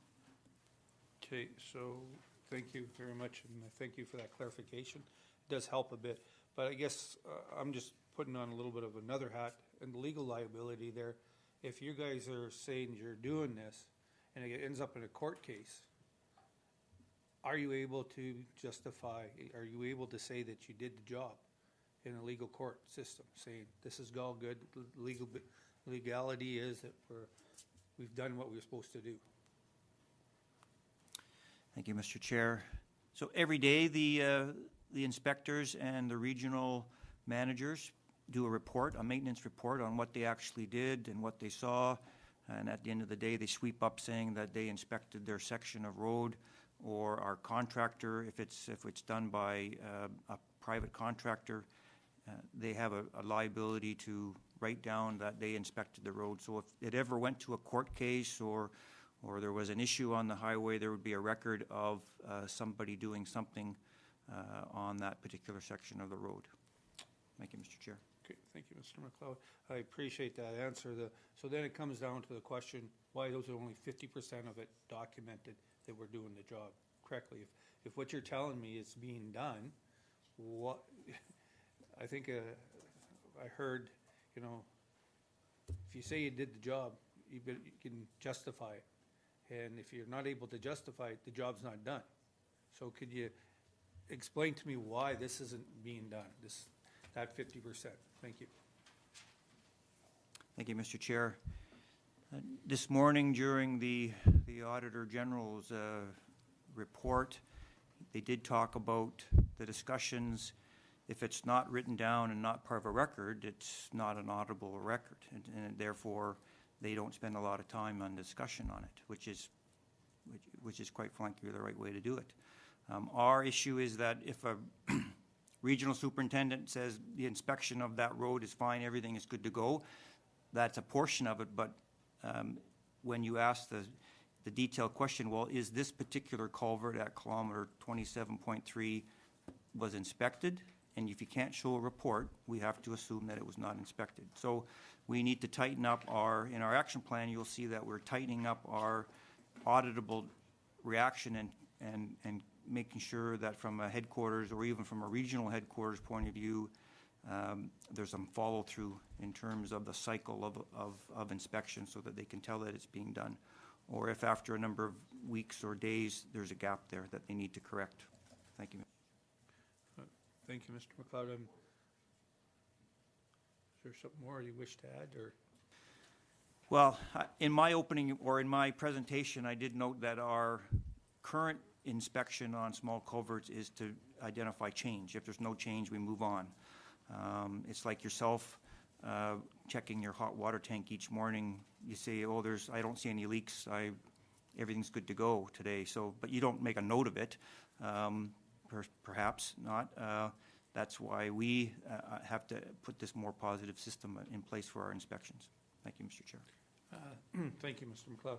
You're talking to a former rec guy, and so there's a checklist. And my facility guys, when they go in there, it's a check. They go, yeah, we check this, we check that, and then the next person that comes on the next shift does that. So, I mean, the paperwork is done, and I understand, you know, yeah, it's being said it's going to be done, but somebody tells me something, if it's not proven, that's the biggest challenge, and I think the Auditor General saw that, and I think that's something that, from what I understand, your department is looking at fixing that up, and I think I congratulate you on doing that, but you have to be aware if it's not checked off, it's somewhere in down there, and I tell people when we do legal liability, if it's not checked off, you got to get a lawyer, you're in trouble. And so that was just from my past experience in the rec field. I just want to go on to your third pillar, and you talk about ice roads in that, and I think that was slide 15, and culverts and that. Ice roads and ice bridges. To me, have you taken into account traditional knowledge? Because right now, we're seeing a huge change in our climate. We're seeing, our winter roads are taking longer to be built. Right in Fort Simpson, our ice crossing right now is, I think it was, last time I heard, was 45,000. It's still not at 64. Last year, we were on the road at 64 this time of year. And I'm not saying the work's not being done, because I've seen the guys out there working on it. I've seen your staff doing a great job, but here's the issue. Like, it is the ice roads, Samba K's ice road, getting it done. It just got done just before Christmas. Usually it's done, the first week or third week in November, just from the weather. So have you guys tapped into the traditional knowledge and understanding the climate change on how to make these roads more effective and more insured so people can get on? Thank you, Mr. Chair. Thank you, Mr. Chair. Absolutely traditional knowledge, knowledge of the local contractor and knowledge of the local hunters and trappers and those that are out on the land play a vital role in two things. One is the alignment of the road, because sometimes they see things that are happening that say, hey, you should move, next year you should move it over a little bit more, 5 meters, 10 meters. Certainly in the community of Delaney, they advise us on exact alignment of crossing the Great Bear River, which is a tremendous asset to us. And lots of those ice roads and ice bridges are put in by local contractors who live and breathe there and have been there for 50 years, plus their parents have been there for 50 years. So we tie all that traditional knowledge into where we put the road and how we address it. Building ice roads and ice bridges are, they're up to Mother Nature in terms of give us the climate, in terms of a cold climate. The Data Access Road was a number of days late, weeks late this year. And if we track the climate modeling, we'll just show that we've just been a couple of degrees warmer, and a couple of degrees will make a big difference in terms of when ice is building. Thank you, Mr. Chair. Thank you, Mr. McLeod. I thank you. Mr. Thompson, your time's expired. There'll be other opportunities. Just on that point, though, is this work you do, assessing TK and how it applies to ice roads, is that documented somehow? And is there, if the auditor was to audit that, could they find positive evidence that those consultations are going, that records of the traditional knowledge are being maintained? Is there a central repository for that? Mr. McLeod? Thank you, Mr. Chair. I go out on a limb and say we are probably 75% recording the formal notes. The regions do meet. They do talk about it. They do the center line checks. They have the traditional knowledge folks, or the folks that know it. They are involved in the lining up of the stakes to make sure that we're following the center line. So in terms of a record, that would be it. Whether there's a formal record of actual discussions, I would say it's unlikely. We do roll up, each year we do roll up a traditional knowledge workshop and forms where we take all our traditional knowledge, whether it's building a building in an area. Traditional knowledge would show us where the snow would be traditionally drifting up in that area, and to stay away or not put your entrance there. And certainly on runway movement and road alignments, where we certainly do note. And those are formal records in terms of the environmental approval process, where traditional knowledge plays a significant part in all design and maintenance of those things. Thank you, Mr. Thank you, Mr. McLeod. Dr. Dragon, the recommendations for improving the knowledge sharing part fall under your department. What is your role in that component of the Department of Infrastructure's work in assessing traditional knowledge? Yeah, thank you, Mr. Chair. I think it's one in which, again, I spoke to it a little bit earlier, than we have folks that are not, I guess, trained to include that traditional knowledge, and how do we look at doing that? So What we've looked at from our departmental perspective is, getting the departments together so we have the ability to look at where we're going in different areas. I think one of the areas that we're looking at right now is we recently updated the science agenda, and looking at as well, how do we incorporate the science of traditional knowledge in applied science. We're looking at right now, moving towards an area where we have traditional knowledge become a natural part of a study. Whether or not that's looking at roads, and I know in terms of the transportation file, they've done it very effectively. But in terms of E&R, we're looking at how do we include that in as scientists look at doing positional papers on their respective areas. How do we make TK as a section of it, not an afterthought? So this is an area that we're really focusing on. I think we've done a good job in terms of changing it again, from a science agenda to the knowledge agenda. The knowledge agenda is to speak to how do we incorporate traditional knowledge. So that's how we've been doing it over the last year and a half. Thank you, Mr. Chair. So, what is the work the Department of Infrastructure that Mr. McLeod just mentioned? Has that been something that E&R coordinates or directs, or is that something that infrastructure is doing on its own and just happens to coincide with the knowledge economy or the knowledge agenda that you just detailed? I think, thank you, Mr. Chair. I think what we do is we meet regularly interdepartmentally where we are talking about how we're going to incorporate traditional knowledge. Like I said, when we moved from the science agenda to the knowledge agenda, that was an interdepartmental review of how we do TK in the government of Northwest Territories and how we look at incorporating it in the future. So I would assume, like, as we go through, we meet regularly. I'd have to check in terms of how often they meet, but I don't have that right with me. Thank you, Mr. Chair. I'll just clarify that with Mr. Guy then. Is that work something the Department of Infrastructure self-initiates and conducts on its own basis and then shares with E&R? Or is E&R playing a coordinating role in providing leadership to your department to go out and seek that traditional knowledge? It's a good question. Thank you, Mr. Chair. It's a bit of both there. A lot of it's driven by our project requirements or on the ground needs to get this knowledge, as Mr. McLeod spoke about. But there is the work that's going on through the knowledge agenda as well, and we're certainly seeing an increase from outside the territory in research and studying these issues with climate change and the impact on infrastructure, but also the impact, I think, on wildlife and a whole other sectors that are impacted by climate change.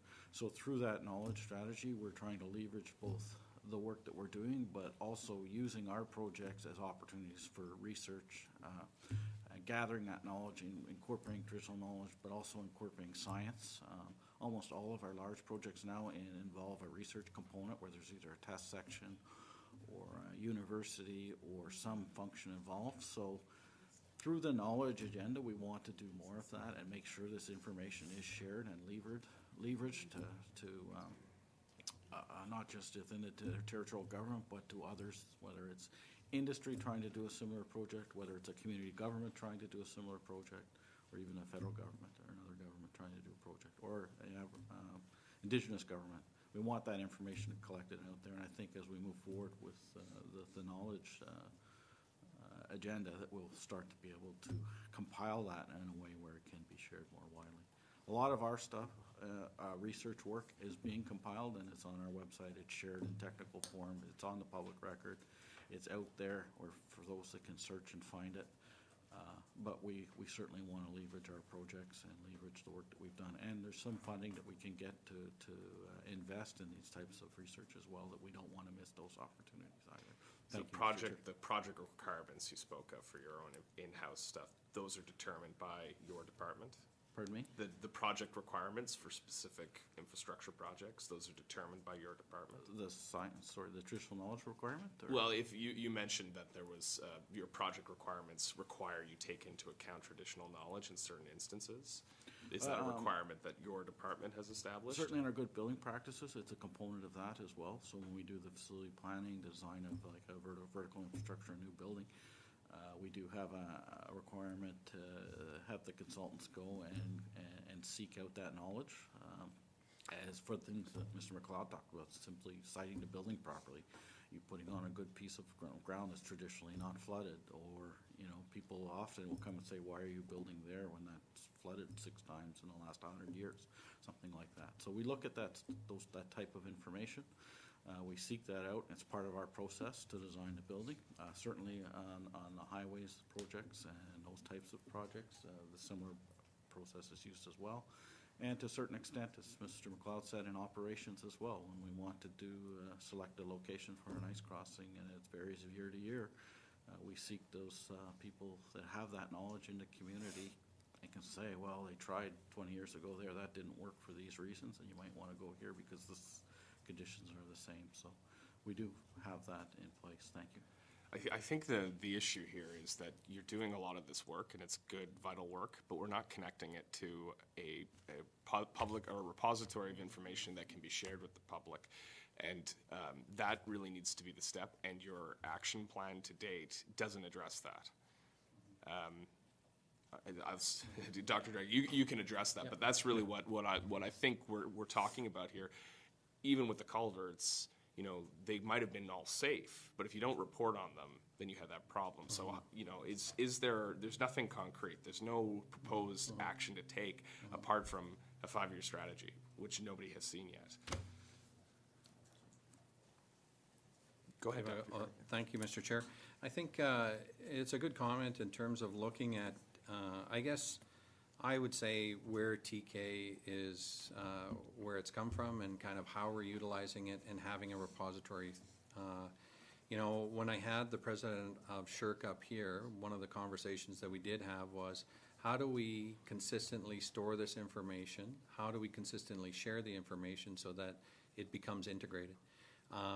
And so having, what's going to follow up from that conversation with the president of NSERC as well is, how do we combine the two of them?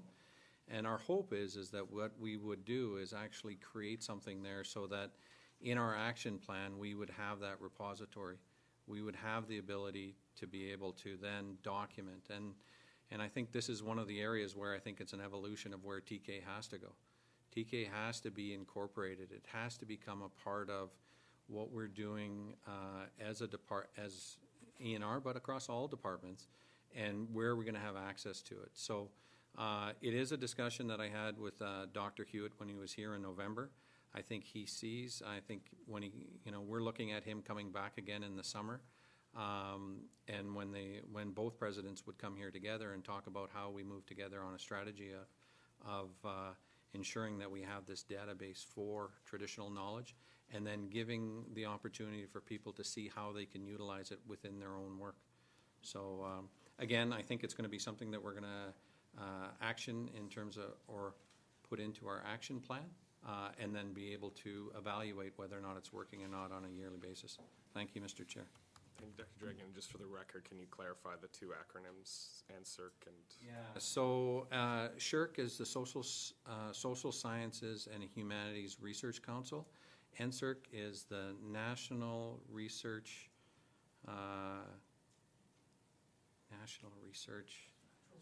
Natural Sciences. Yeah, sorry. I've always used the acronym, so that's the problem. As most people do, Yeah. but for the benefit of the public, we try to thank you avoid very much. acronyms as much as Thank you possible. very much. Mr. McNeely, you have the floor. Thank you, Mr. Chair. I'm really glad that you had mentioned and talked at length about the TK knowledge and the experience it could produce in your assistance moving forward. To give you an example of that, and it's always a cost and a loss for somebody. In this case, if we were to look at the Oscar Creek Bridge north of Norman Wells, put in the wrong place, wrong angle, and TK knowledge could have access the expertise by the local resident living within a kilometer of that site, only to find out you're putting it in the wrong place. So as a result, the loss could be said that the community of Cove Lake doesn't have a school, so the children are having to lose as a result of the government spending money unnecessarily. If it was done more efficiently using TK knowledge, the children might have had a new building. So I just give that as an example, and it's common with the Sawtooth Land and Water Board and the Sawtooth Land Use Planning Board that the TK knowledge be accompanied to the board with the application. So that should be considered and incorporated into the strategy. And I'm glad to hear that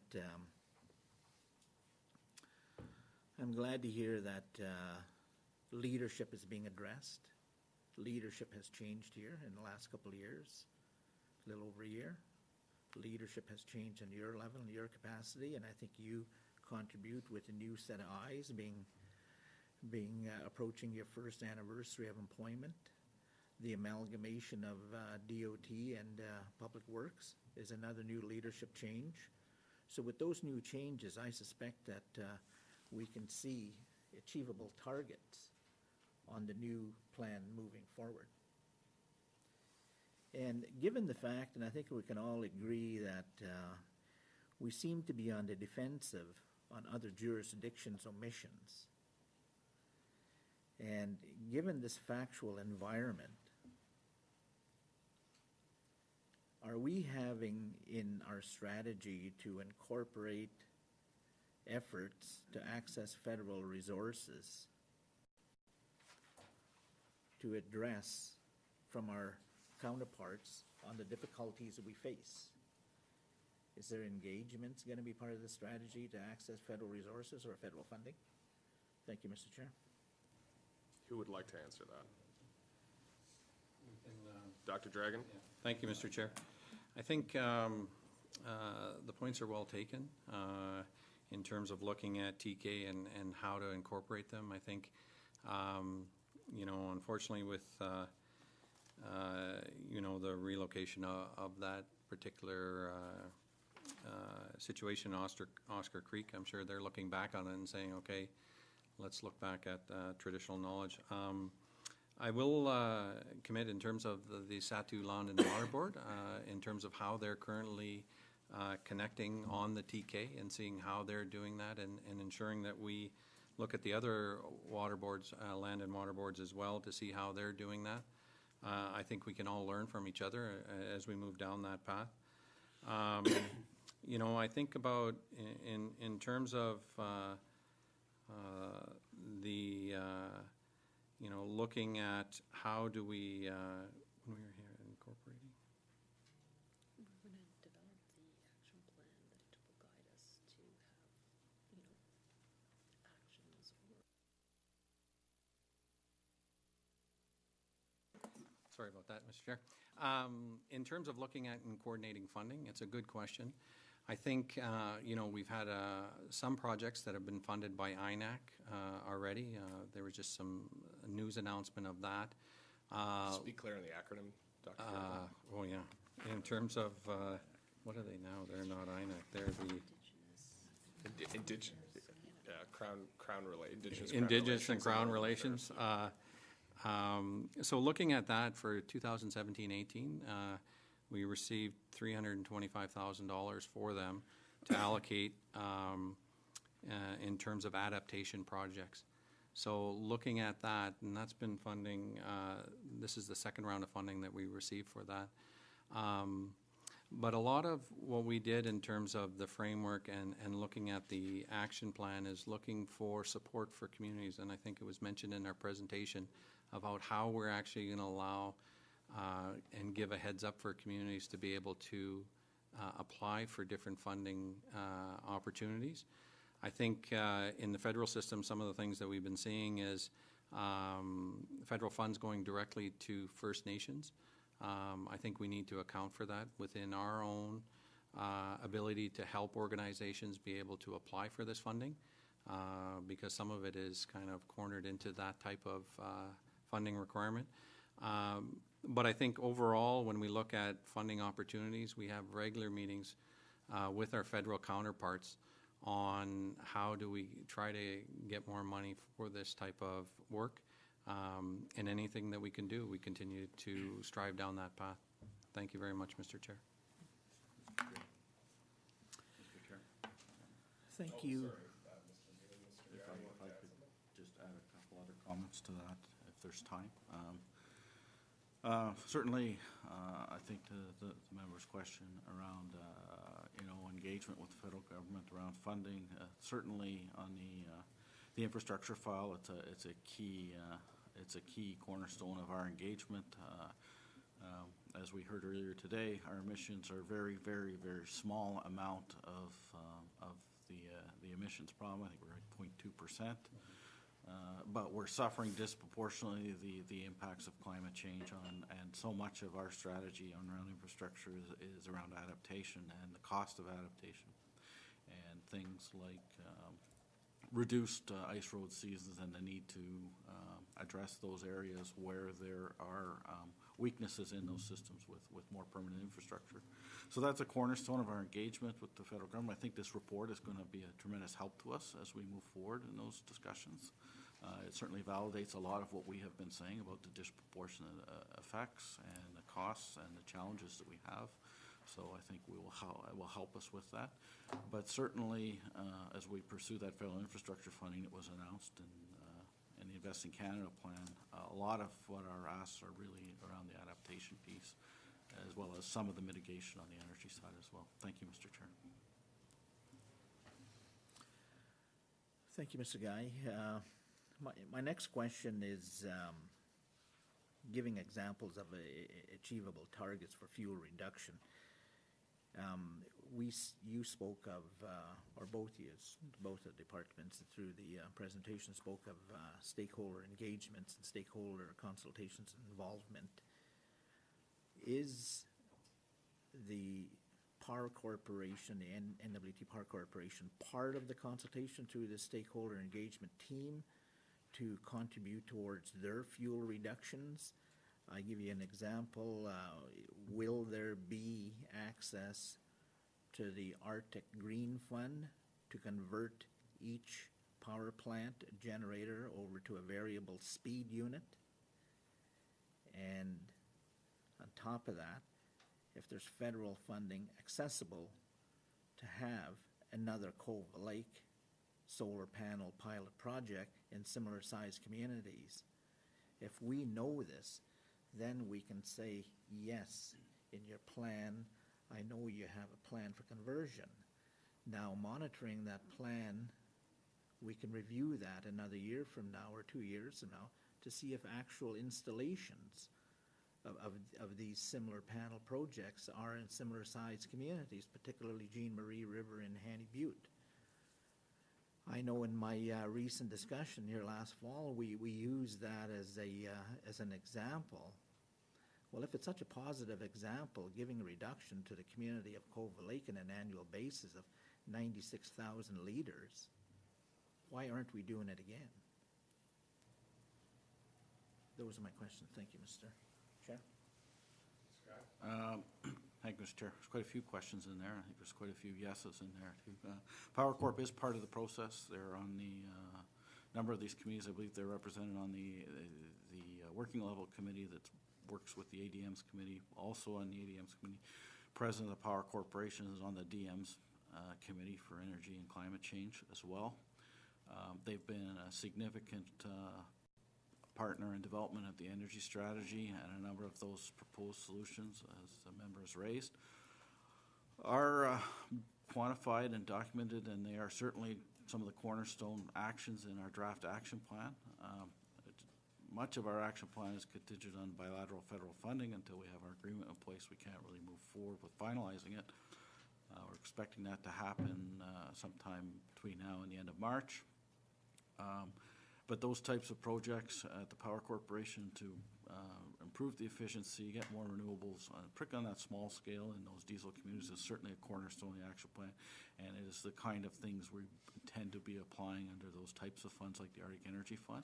Again, how those decisions are made, whether it will be funded or not, rests purely with the federal government, but certainly they are going to be quantified in terms of our asks and prioritized in some of the actions that we want to use that funding for. We think there is still room to, and lots of room to work with the corporation to improve the efficiency in the diesel communities, and those types of projects are good opportunities that have proven to work. Thank you, Mr. Chair. Mr. Bailey, your time has expired. We will now take a short recess. 5 minutes, or 10. Actually, I'll say 5. We'll come back. That was a good one with the science thing.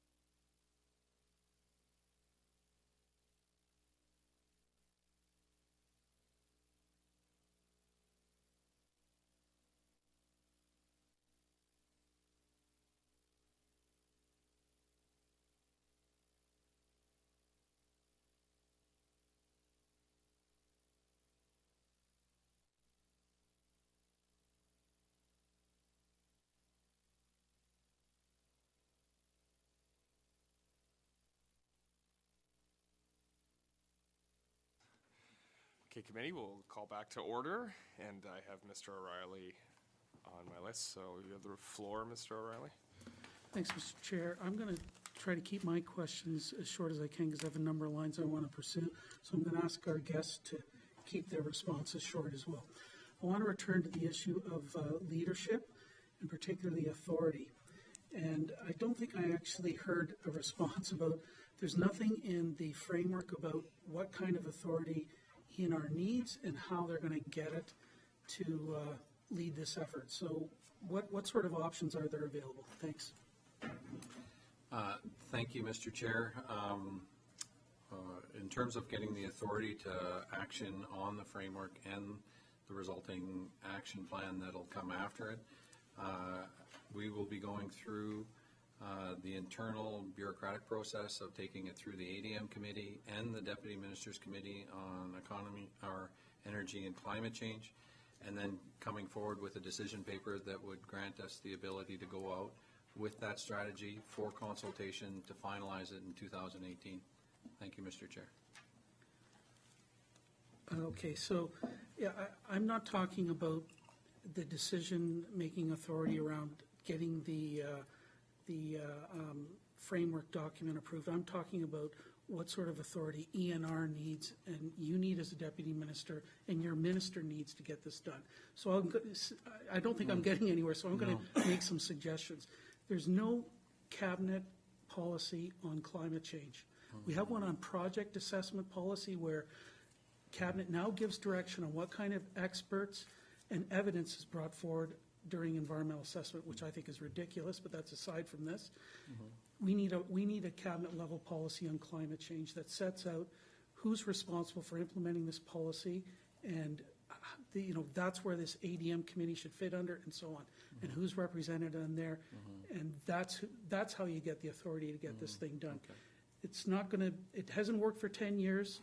And there's nothing in the framework document that's going to get you that authority. You need a cabinet-approved policy.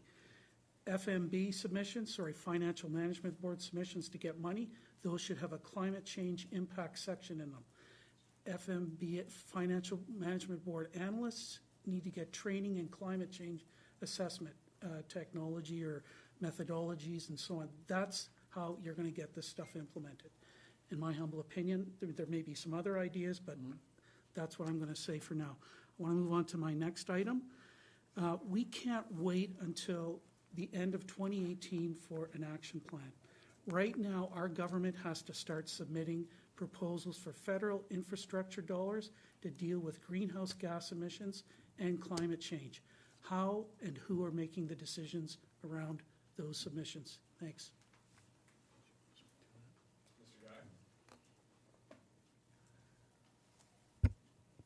So, thank you, Mr. Chair. So the infrastructure-related submissions with Infrastructure Canada, the projects around adaptation and the ones around energy are being developed under the energy strategy, be part of the draft action plan.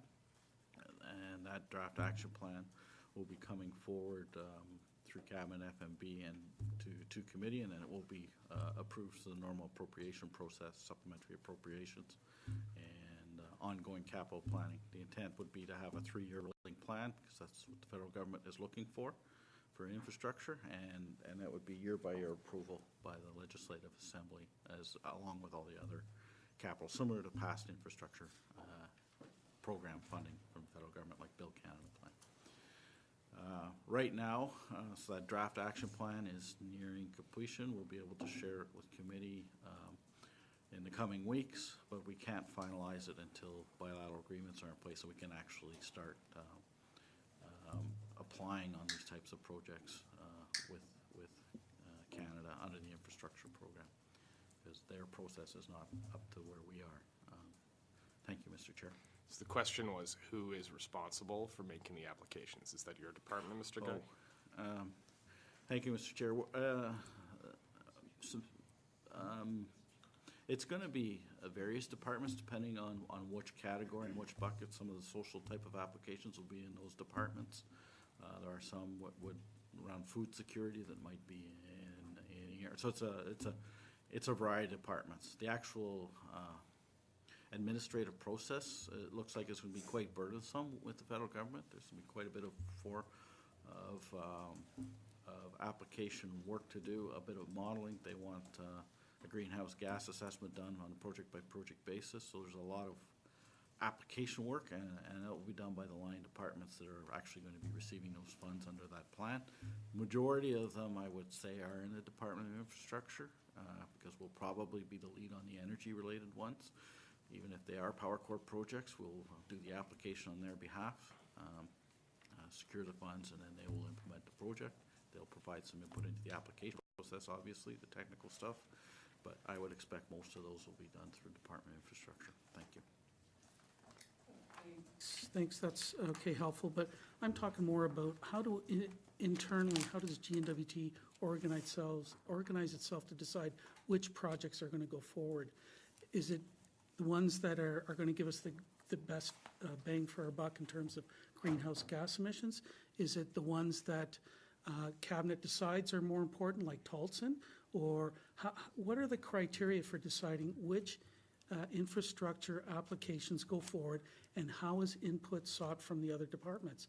This is another reason why maybe a cabinet level policy to formalize some sort of process that all the departments are involved in reviewing those applications and even agreeing with them, but also having some sort of criteria laid out to decide how you're going to, which ones you're going to put forward. Like the federal government's going to have its own criteria, but what is our criteria for deciding which ones go forward? Thanks, Mr. Chair. Thank you, Mr. Chair. So we certainly do seek input from all the departments. They have a seat at the infrastructure table. Projects are certainly prioritized in terms of how they can contribute to meeting the goals of these strategies, the targets that we've set. So those energy projects are driven by, for example, how much we can reduce diesel emissions, how much we can reduce greenhouse gas emissions, how much we can impact things like cost of living. So those are all put through those different lenses when those projects are identified. There's a number of them, a suite of projects in the diesel remote communities, for example, some T-line work to bring communities off diesel. But there's also infrastructure projects around adaptation, things like all-weather bridges on the ice road, those types of projects. So we look at the federal bucket, we see what some of the priorities that come out of the mandate, the priorities around these strategies, and try and slot them into those buckets to come up with that rolling 3-year work plan. That 3-year work plan, I think, will change over time. Even if we have a 10-year plan today, I doubt it will be the same 8 years from now, because our operating environment changes, the technology that we want to use changes, the priorities of the government change. So although we've identified a 10-year plan with a 3-year action plan, I think it will be changed on an annual basis, particularly the 3rd year, because it is rolling and things do change over the life of these strategies. And those changes will be driven by the input that we receive from other departments, things we find from outside stakeholders, emerging technology, and those types of things. Thank you, Mr. Chair. Thank you for that. I've got about 2 minutes left now. I guess I'm going to suggest 2 things: that you need to make those criteria explicit in the framework, and structurally the policy needs to lay out who's going to make those decisions. And if it's E&R that has the lead, that's fine. If it's infrastructure, whatever. You might also consider some room for other interested parties or sectors to get buy-in from them, particularly industry, NGOs, that might have some expertise in some of those areas, giving you advice on which projects go forward. Next line of questioning is the targets that you set, they're backloaded in terms of the timing of the reductions. They're found on page 8. The biggest reduction is left to the last 5 years. I think that's a recipe for disaster, by backloading the reductions and leaving the biggest reductions until the end. Is there some way that this can be changed to front-end load the reductions that are required? Thanks, Mr. Chair.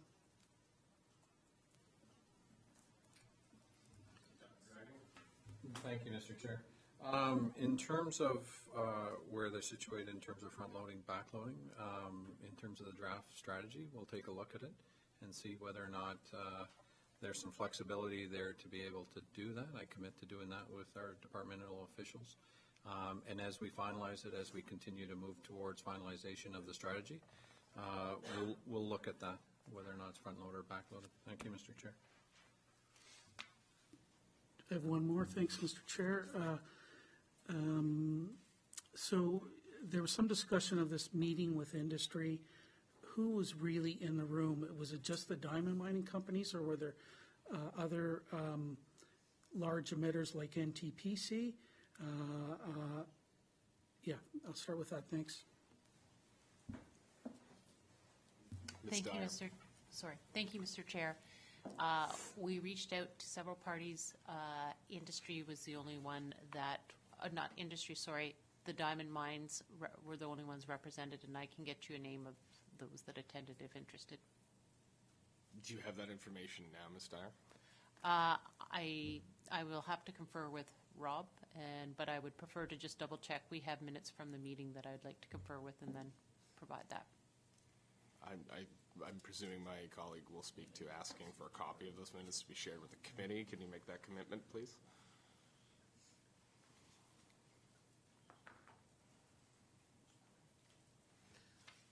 Sorry, I just conferred with Rob, and he just mentioned that we also had a representative from CAP on the phone, but we will get a copy of the minutes from the meeting to committee. Thanks. Thanks. Dr. Dragon, briefly. Thank you, Mr. Chair.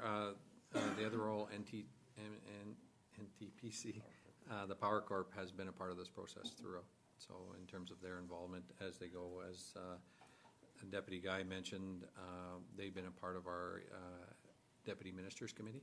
So as these are coming through and as the discussions are going through on the selection of projects and how we're going to be achieving these targets, these have all been passed through those committees and they've been a part of those discussions.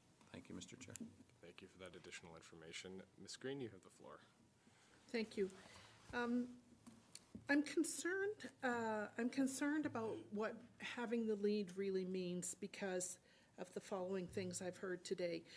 Carbon pricing was discussed by Mr. Stewart, and Mr. Guy said that that individual departments would take the lead on applications for federal money depending on what federal money was available. So I'm wondering how these pieces are going to be pulled together into a rational central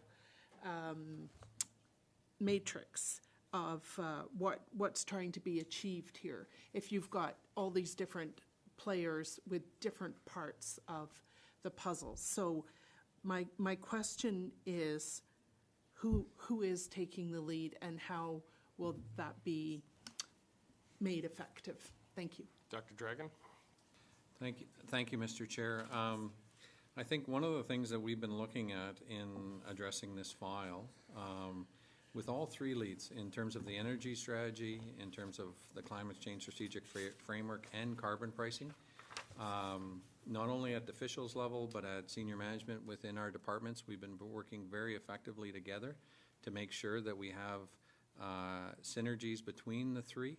And I think, as we go through and as the initiatives go through the various committees at the ADM and the DM level, that we're very aware of where each person's going. We don't, in some cases, we don't even wait till the committee meets. We actually have side meetings where we talk about how they're meeting. So in terms of the applications, all those processes, all where they go through, again, they go through that process at the official level, ADM committee, they come to us at the DM's committee where we talk about how they fit so that we have those second checks on kind of making sure that we're collaborating effectively. But I can say to date, honestly, I think that it's been a very good relationship. All three of them are big files. So in terms of having the assurance that we're working collaboratively together, I give you that today, that our staff have been working very good, and I think as leaders of those three departments, we've been working effectively as well. Thank you, Mr. Chair. Thank you. I take your word that it's cordial up to this point, but I'm going to tell you it's going to get harder. And the reason it's going to get harder is because there's going to be a price on carbon, and there are going to have to be targets set and met. And if they aren't met, there's going to be accountability for that. And so my biggest concern is about who really has the lead in carbon pricing. The goals of the FMB and Mr. Stewart are not the goals of ENR trying to manage climate change. So how really is that going to work when it comes to action in the action plan? Thank you, Mr. Chair. I realize that in terms of looking at it from the accountability standpoint, that we each have our mandate. Ultimately, our mandate is the government of Northwest Territories. So when we're looking for the best available option that we can put on the plate as leaders for the organization, that being the government of Northwest Territories, I think we're all accountable for it in terms of what we come up with a plan going forward. And I think that's why, in terms of the process that we have in place for our organizations to work together and then come to decision and have that put on the plate in front of Cabinet of what we are deciding. Ultimately, it's going to be our accountability. I think if we don't go down this path, and I think if we fail, maybe, I'm not in this position, or my other colleagues aren't in positions if we don't come to a resolution of this. But I can assure you that as we go through it, we've been keeping, since I've been on this job, I've been in Ottawa about 8 times talking to my federal counterparts about how the climate change file has to change. It has served itself well in that I'm having now Ottawa folks come to Yellowknife and hopefully have them come to the region so that they'll be able to witness firsthand what climate change is doing for the North. So as my portfolio in terms of climate change and looking at the strategic framework is making sure that we're in constant communications on the energy strategy and that they're complementing each other. And as the Deputy for Finance mentioned, carbon pricing, as we go through, they've made a commitment, and that is the federal government, that they're going to look at why the Northwest Territories is different. Again, we haven't seen that yet, but until we see that, then we're going to be able to see where it plays out. Thank you very much. Thank you, Mr. Chair. I can't say that I'm totally satisfied with that answer, because I mean, it's nice that people want to come here and see what climate change looks like here in a place where it's really accelerated. But that doesn't give me a lot of comfort that there's going to be coordination between setting the targets and setting the prices. I'm not hearing that there is a strong connection between those two things. And so I'm assuming you've given me your best answer. So I'm going to move on. The reductions that we've talked about, these targets, there's been quite a bit of discussion about how they're going to be measured, but not anything about how they're going to be achieved other than through carbon pricing. So how are these reductions going to be achieved? What are the investments coming forward from the GNWT, whether solely or matching the federal government, to achieve these targets? Thank you.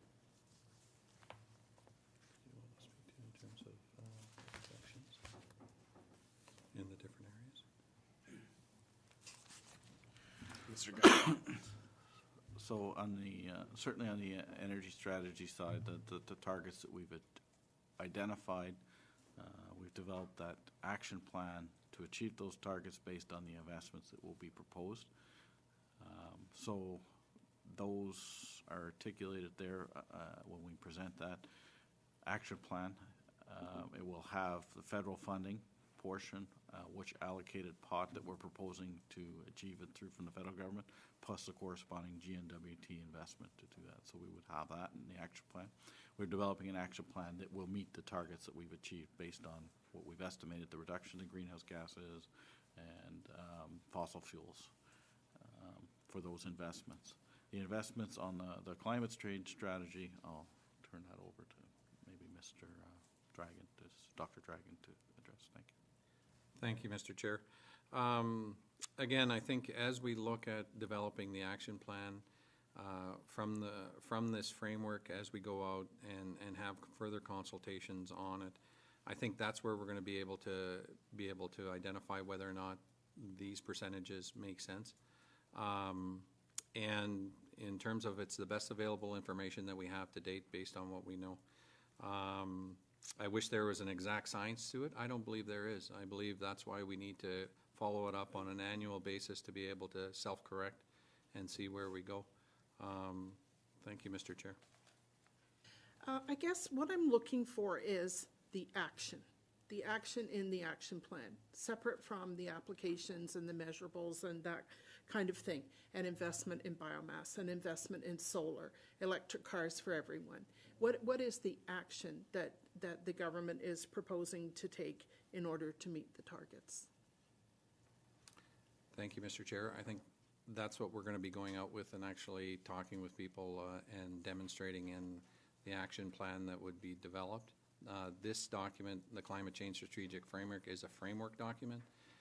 The action document that will follow this will have very clear measurables that we'll be able to review and understand whether or not they're meeting our targets. But I think in terms of what you're looking at there, I think that's more aligned to our action plan that's coming forward after we've gone with this framework document that kind of gives us the direction in this file. Thank you, Mr. Chair. Thank you, Dr. Dragon. So I guess I would find it more comforting if I knew there were actions you had in mind that you were going to test with the public rather than go out and have them suggest things. My mom is not going to have a clue how to meet these targets. But if you said to her, how do you feel about an electric car? She might have a comment on that. So I guess this is where the leadership will kick in, is giving people a range of options as well as saying, what do you think, and testing those options on them. And when are we, the standing committee, going to see the action plan that you're working on? Thank you, Mr. Chair. We're looking at the end of 2018. We'll be able to come back with a more precise date as we go through the process. Thank you very much. Mr. Chair, for the energy strategy, the draft action plan, I think the committee will be seeking approval to share it with committee in the coming weeks. So we'll have the final energy, the draft action plan that accompanies the energy strategy. We will be proposing to share the final draft at the final energy strategy and then the draft action plan with the intent of finalizing the action plan sometime in May, June. May or June, do you know? In the May, June during that session, so in the spring session. That session ends on June 1st. Sorry, then in the May Yeah. session. Then in May? Okay. The intent would be there, if there's any supplementary appropriations required to begin implementation, some of those energy projects in next fiscal year, that would be our opportunity to do that. So that's the targets we're working around based on the legislative schedule. And by next fiscal year, you mean the coming fiscal year? Meaning in 18, 19, right? Because right now, there's no funding for any of that bilateral funding from the federal government because we haven't got the agreements. So once the agreements are in place, if we want to move forward on any projects next year, or next fiscal year, after April 1st, we would need to get supplementary funding for the federal share and our share in that May session. So that's all contingent on getting a bilateral agreement in place. But those are the target dates we're working around, so we want to have the action plan in front of committee during this upcoming session so that we can get feedback on it, so that we can finalize it for that time frame. That's our objective. Thank you, Mr. Chair. Thank you, Mr. Guy. I think your time's expired. Ms. Green, we'll move on to Mr. Thompson. Thank you, Mr. Chair. I just want to go back to, I didn't finish I got sidetracked there a little bit on the culverts and that, and the capacity, I guess. Do we have the capacity in the regions? Because right now, like you said, 100% of big culverts are being looked at, and we're only at 50%. So is it a capacity issue? Is it, I guess that would be the first question. Thank you. Yep. Mr. McLeod? Thank you, Mr. Chair. No, the capacity is fine to do that work. Okay, so I guess they're gonna have to fulfill it, because I noticed when you look at your work schedule and who reports to who, I see there's a lot of engineers in that area, and regions have not as many engineers out there. And so, if, I'm taking your word for it that it's not a capacity issue, but I think I would love you guys to look at it again and see if we can get some of those engineers out to the regions to help assist the staff out there. Because, I mean, when you know, one superintendent, it's one superintendent. If he's going to be on our section of the road, he's going to be on that road a long time. And same with the transportation people, because we have two sections of road. And I think it's equal spread out across the territory. So I would hope that you guys would look into that as an option. I guess I'll just leave, if you can look at that. I guess my question is if you'll be willing to look at that. Thank you.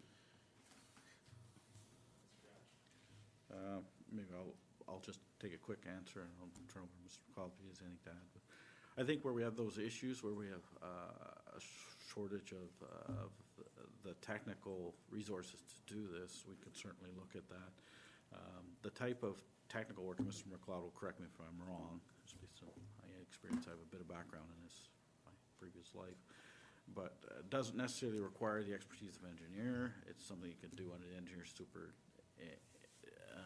supervision by a trained technician. Even it's an ideal type of work for engineering students that we hire in the summer, or to do help with these types of assessments, and that's the kind of work they do. So we do provide that support to the regions where they need it, or identify a need for it. If they have a capacity problem, getting our inspections done, we can certainly either reallocate resources from headquarters or get some help from another region, but I can maybe ask Mr. McCall to speak to how we do that today. Thank you, Mr. Chair. We do have a training program for our inspectors, and certainly for small culverts, it's a 1 or 2 day course, and it doesn't take any special training in order to fulfill it afterwards, and away we go. So we can certainly look at the resource leveling, but right now it's in our action plan, we have the resources to do it. Thank you, Mr. McLeod. Mr. Guy, I'm just going to move on to another section. It's still with you. I haven't forgotten Dr. Dragon there yet. I still have some issues with concerns I have to deal with him. But with buildings, with the structure of buildings and building these facilities and that, my biggest struggle is that, you know, we're not building the buildings to be as energy efficient as possible. Sometimes architects, I'll use the gym in Hanny Butte as an example. Beautiful facility, but there's a whole bunch of space up on top there that doesn't need to be there. I mean, it's one of the highest gyms I've seen in the Northwest Territories. So there's these costs to things. So has the department looked at, you know, when we're doing structures like, I mean, I look at the old age home in Aklavik, and they have the heaters up on top instead of down on the floor. So you're heating that nice little space there, but, you know, we're having these costs there. So has the department looked at, you know, when we're going to build things to become more energy efficient, be more reflective of the needs, so when we're addressing our climate change? Thank you. Thank you, Mr. Chair. I think that gym in Hanny Butte was built a number of years ago. We've made quite a few changes since then. I kind of remember when that building was built, and that was probably the catalyst for some of the changes we've made as well. Lessons learned from that project. But when it comes to new construction and energy efficiency, we have a fairly rigorous process in place to model the energy efficiency of every large major piece of infrastructure that we're doing on behalf of our client departments. And our good building practices require us to build it to exceed the Model National Energy Code as well, and it's modeled based on that. And the designers have to present the detailed modeling, but also show where they have made those investments or made those design elements of the building to meet those targets. So whether you put enhanced insulation, improved window glazing, you know, airlock corridors, all those things, heat recovery on the ventilation system. The biggest challenge for us on energy efficiency now is, even if we build a very tight energy efficient building, is the building code requirements around number of air changes per hour. So when you're at minus 40, changing the air in a building takes a tremendous amount of heat to reheat. So we use capture technology heat wheels, that type of technology to capture that. But also we use control systems to monitor occupancy. We don't change the air if there's nobody in the building. So all of those elements are included now in the design process. It's standard practice. It's analysis modeling is required. We also do post evaluations and report back on how those buildings are doing. In addition, of course, biomass is mandatory to consider on every major building project as well. So it's part of our core buildings. All our new construction now includes biomass unless it's not feasible. And I haven't seen one recently that hasn't been. So we have biomass in every major piece. For example, the new Stanton Hospital's got 2 large biomass boilers in there. So they're probably the largest 2 in the territory, and they'll be heating that building. Thank you, Mr. Chair. Okay. Thank you, Mr. Guy. And I realize it's a little dates us with the gym in Hannibute. Trust me, I was unfortunately with the rec position, I was involved with that. So, but yeah, I see that, and I'm glad to hear that you guys are working towards that. I guess my challenge though is sometimes when we come up with the bottom line, you gotta go to the cheapest for the best bang for our dollars, and sometimes we don't seem to get some of those things. I know one facility that I still haven't seen it completed yet, and you're aware of that one. So, so I guess that is a concern. And so, does the department actually have a value that sometimes, you know, when you're looking at it, is it cheaper to do it this way, or can we actually spend a little bit more money to make it more efficient so that we can, you know, in the long term, save money on it? So have you guys have that part of the scope as when you're looking at it? Thank you, Mr. Guy. Thank you, Mr. Chair. I think the answer is yes. Often consultants, designers will identify options or alternatives that could provide additional energy saving, and we look at those very closely. And wherever we can, we'll exercise those options if the modeling shows that it's going to provide those desired results. So we have that process in place. Often we challenge them on their design and tell them to go back and consider additional elements. But I believe that process is in place, and we do try to do that wherever possible. Thank you, Mr. Chair. Okay. Thank you, Mr. Guy, and I'm glad to hear that. I just hope that it is in the direction, because okay, so sometimes we just see things being done.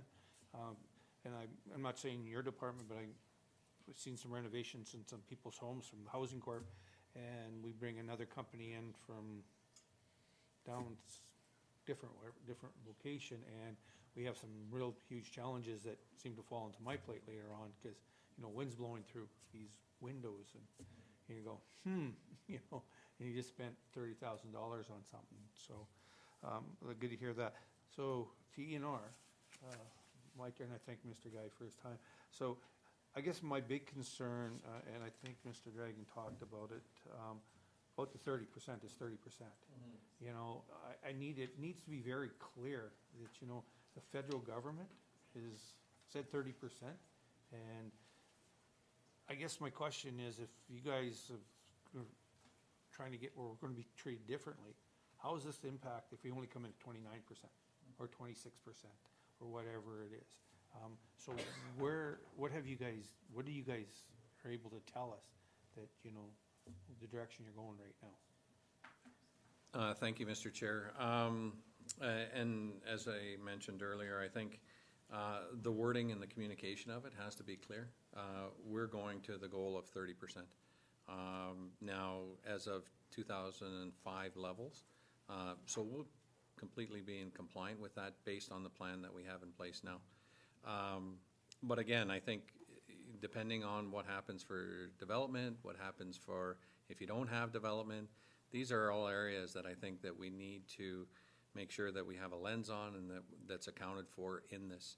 And I think when we look at the action plan and by reviewing it yearly, we're going to be able to come back and be able to say, here's on kind of where we're meeting the targets. And what I'd like to be doing is making sure that we have the data that's available so that people don't have to wait for 5 years to get the information. And this is speaking a little bit to why I bolstered our communications team, is I think we need to come up with ways. In the community visits that I went through to get a sense of what people thought of ENR and kind of how this information is being transferred, there's really varying forums. Like in certain communities, Facebook is really prevalent. In other communities, you know, as the member mentioned, my mom's not on Facebook. She's not seeing Facebook. So we got to come up with different ways. When we have print material that now is no longer available because print is going out in different communities, we have to be able to come up with different opportunities. And I think the visit that we just did to the debt show was a good experience, because I think, you know, there's nothing to say that we can't go on a quarterly basis, go to band council meetings to be able to share information about how this goes forward. So again, this is what I'm looking at in terms of being able to come up with an opportunity to share the information and letting people know what we're doing. So thank you, Mr. Chair. Thank you, Just- Mr. Your time's expired, Mr. Thompson. But just to clarify that, Mr. Thompson asked if we're going to meet the 30%, and if we don't, what's going to happen? So what's your response to that question? Well, I think, thank you, Mr. Chair. I think as we get to that point, I don't think there's been any measures that say whether or not we're going to be penalized, or whether or not there's going to be some sort of result if we don't meet that number. You know, my goal is that we're not getting close to the 30%, that we're actually above it, so that we don't get into that area that we have to have a conversation of how we haven't met Canada's goal in terms of that pan-Canadian framework. So to my knowledge, I don't think there's any negativity other than not meeting the Government of Canada's and Canada as a whole, the signing on to the pan-Canadian framework. Thank you, Mr. Chair. And of course, once it is put into effective policy for this government, it won't be Canada's objective, it'll be this government's objective. Is that correct? Thank you, Mr. Chair. Yes, that's correct. Thank you. Mr. McNeely, you have the floor. Thank you, Mr. Chair. Just to carry on from my previous questions here, and adding to my previous colleague here on the, my first question is related to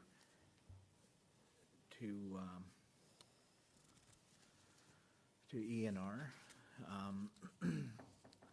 You had mentioned that you've taken and made some changes by hiring some specialists in this area and that area and so on, which is good. And knowing and having some discussions, and knowing our neighboring territory in the Yukon have set up a Yukon Secretariat to address climate change. Has your department, in collaboration with the two other counterparts related to the energy sector, with DOI and NT Power Corporation, have you decided that concept of collectively setting up a joint climate change secretariat? Thank you, Mr. Chair. You know, I've had some discussions with the deputy in the Yukon in terms of that opportunity. I think in any situation when you get into a secretariat, I think there's positives and negatives in terms of how it gets through and kind of the coordination of that. I think he's had positives, he's had negatives. You know, and I guess when I look at the opportunity, I think in the Northwest Territories and getting the feedback from community players on whether or not we're addressing climate change, I think it was first and foremost, people are worried about it. And so when I joined the department, in looking at what we had for a complement of staff, I felt it was necessary to put more people on the file. It's a priority area for our department. And I think we have to get better at communicating what we're doing at it. You know, it could be an option further down the road if whether or not the strategy doesn't work that I have right in place. But the nice thing about it is I think that we're a smaller government, and being able to actually address this through the committee structure that we have right now, I think we have the ability to reach it. But if we go down the road and we're not getting results from it, then for sure we'll counter correct and we'll look at options. So That's been my mandate in terms of getting on the file is let's get moving on it and let's get some positive strides towards it. So that's where I've been moving towards. Thank you, Mr. Chair. Thank you, Mr. Chair. Thanks for that response. I guess we'll settle for a maybe and revisit that at a later date. Okay, my next question is just a direct yes or a no. In the life of this 18th Assembly, are we going to see another Cove Lake solar pilot project funded by the federal funding that's sitting there waiting for our application? And I know the conclusion of these bilaterals are going to conclude sometime at the end of this month. So given that, are we going to see another Cove Lake pilot project in the communities of Jean Marie River and the Handy Butte? Yes or no? Mr. Guy, yes or no? I hope so, I guess would be my answer. If everything goes according to plan, the funding falls into place, and we can move forward quickly, our goal is, the answer would be yes, to have another similar type of project. We have a whole list of what we would like to do.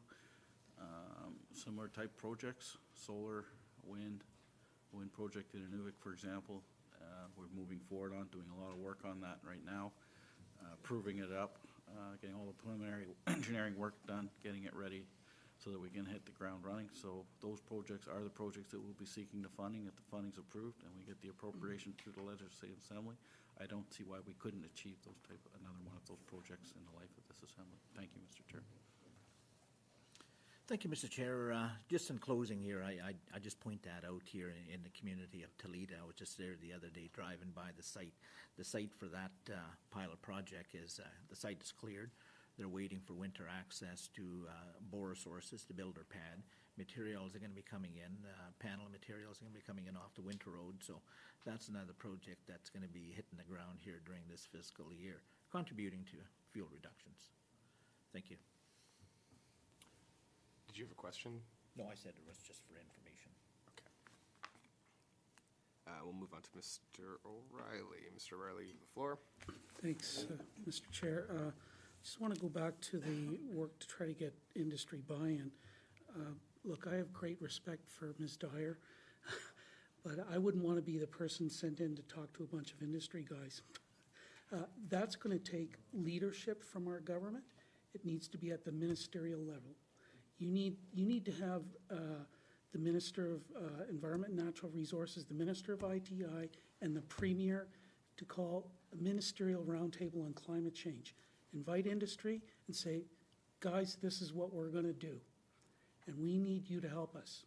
That's what it's going to take. I'm sorry, it's not going to take, great respect for you guys as staff, that's not going to cut it. If you want this to work, we need ministerial leadership on this. It's not going to work at the staff level. Is that something that you folks have thought about? Thanks, Mr. Chair.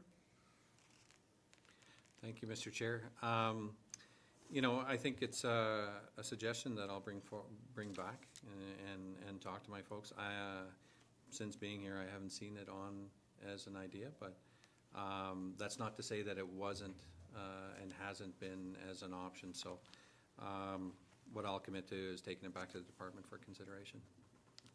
Thank you, Mr. Chair. Great. That's because I'll raise it with the minister himself when I see him next. So I just want to turn quickly to the draft responses to the audit, which is really why we're supposed to be here today. I guess if I am to be very diplomatic, this is not what I would expect to see in response to an audit. And Mr. Dragon should know this because I raised this with you during the business plans in November. What is the department doing getting ready to respond to the audit? And 4 or 5 pages of bullets is not going to cut it. I'm going to suggest that you look at the response that Municipal and Community Affairs put together in terms of the audit that was done on their sort of key services and support for communities. There's another one that was done of Correctional Services, Department of Justice. Those are very good documents in terms of laying out exactly what they're doing in response to each of the recommendations, timelines, here's the ones we've hit, here's the ones that are still remaining outstanding, because our friends with the Auditor General's office, they're going to come back and ask you the guys this a year from now, where are you at? And this response is not going to cut it in terms of measuring how you're going to achieve, because you've committed to carry out those recommendations. This is not going to cut it. So what stage are you at in actually developing the action plan to respond? Because this doesn't do it. Thanks, thank you. Thank you, Mr. Chair. So I'll take, in terms of the advisement, to look at the MACA response and correctional services. We can take a look at that. I think one of the things that we did when we looked at the response was, you know, again, the audit looks at kind of what you actually have in paper. So we had good constructive conversation with the audit team on kind of what we're doing to date. But unfortunately, that doesn't get put in an audit because it's not a finalized document. So the framework that we have, it's great that you've done 2 drafts, but it doesn't count. And so what we've been trying to do is incorporate that within the climate change strategic framework, and which will be then parlayed into an action plan that'll have your measurables, and that will be able to identify, here's what we've been doing and here's what we've been able to achieve through that action plan. But again, the framework allows us to kind of give us the building block to do that. You know, again, the opportunity to look back at where we've been in terms of climate change, I think, although in some areas it's harder to look at kind of where you haven't achieved, but I also think it gives you the opportunity to look at kind of where you can. And in my humble opinion, in terms of having the audit now, I think it was very prudent, because it'll shape kind of how we go about trying to address climate change. But it's not going to be the end all. And as I said in my opening comments, I think we have to continually look not only to the audit, but to other jurisdictions, to other opportunities, to see where people are having success with climate change. Because unfortunately, there's no magic pill right now for climate change. But what I'm committed to do in terms of, and the minister, for this file, is to make sure that it's continually looked upon as a priority for this government. Thank you, Mr. Chair. Great, thank you. I look forward to a revised version of the action plans.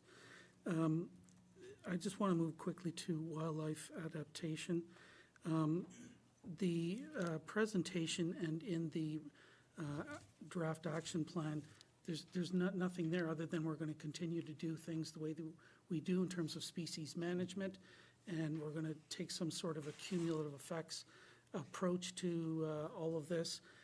But there's nothing in there to actually specifically address the recommendations from the Auditor General in terms of preparing a risk assessment, identifying what those risks are, how you're going to manage them and deal with them, and so on. Because I would have thought that the department would say, okay, so what is the landscape going to look like 50 years from now? Because there's going to be some communities that are not going to be able to rely on the same species that they rely on today. There may not be any moose on this side of the lake in 50 years. People might have to try to harvest deer. Deer have different kinds of diseases and so on. So where is the department going to carry out a risk assessment that looks at wildlife in general? To try to do it in the context of species-specific plans is just not going to work. It's not going to cut it, because that's not how climate change works either. So how are you going to approach this? Because there's no specific responses in the action plan that you've identified here. Thank you. Thank you, Mr. Chair. You know, in looking at wildlife, you know, one of the first starts that I had to my public service career was working as a wildlife biologist and looking at how we address the different species. In the Northwest Territories, we cannot study every single species that are here. We try to our best to come up with a risk assessment, and that's done yearly in terms of looking at what we need to be able to identify as keystone species. But I can tell you, in terms of my visits around the north, you know, we keep on getting these keystone species. What's going on with caribou? What's going on with moose? What's going on with bison? But what we do departmentally is we have regional workshops every 2 years where we meet, and I was just at one in Fort Smith, where we talk about, here are the wildlife issues that are going on in the community, in the surrounding area. What is the community input? And what do you want us to be looking at? I can tell you that those help shape where we study and how we study. And unfortunately, when we look at it, I don't think any jurisdiction looks at every single species. And to the effect of whether or not how successful they are, you know, even looking at caribou and seeing how we address that.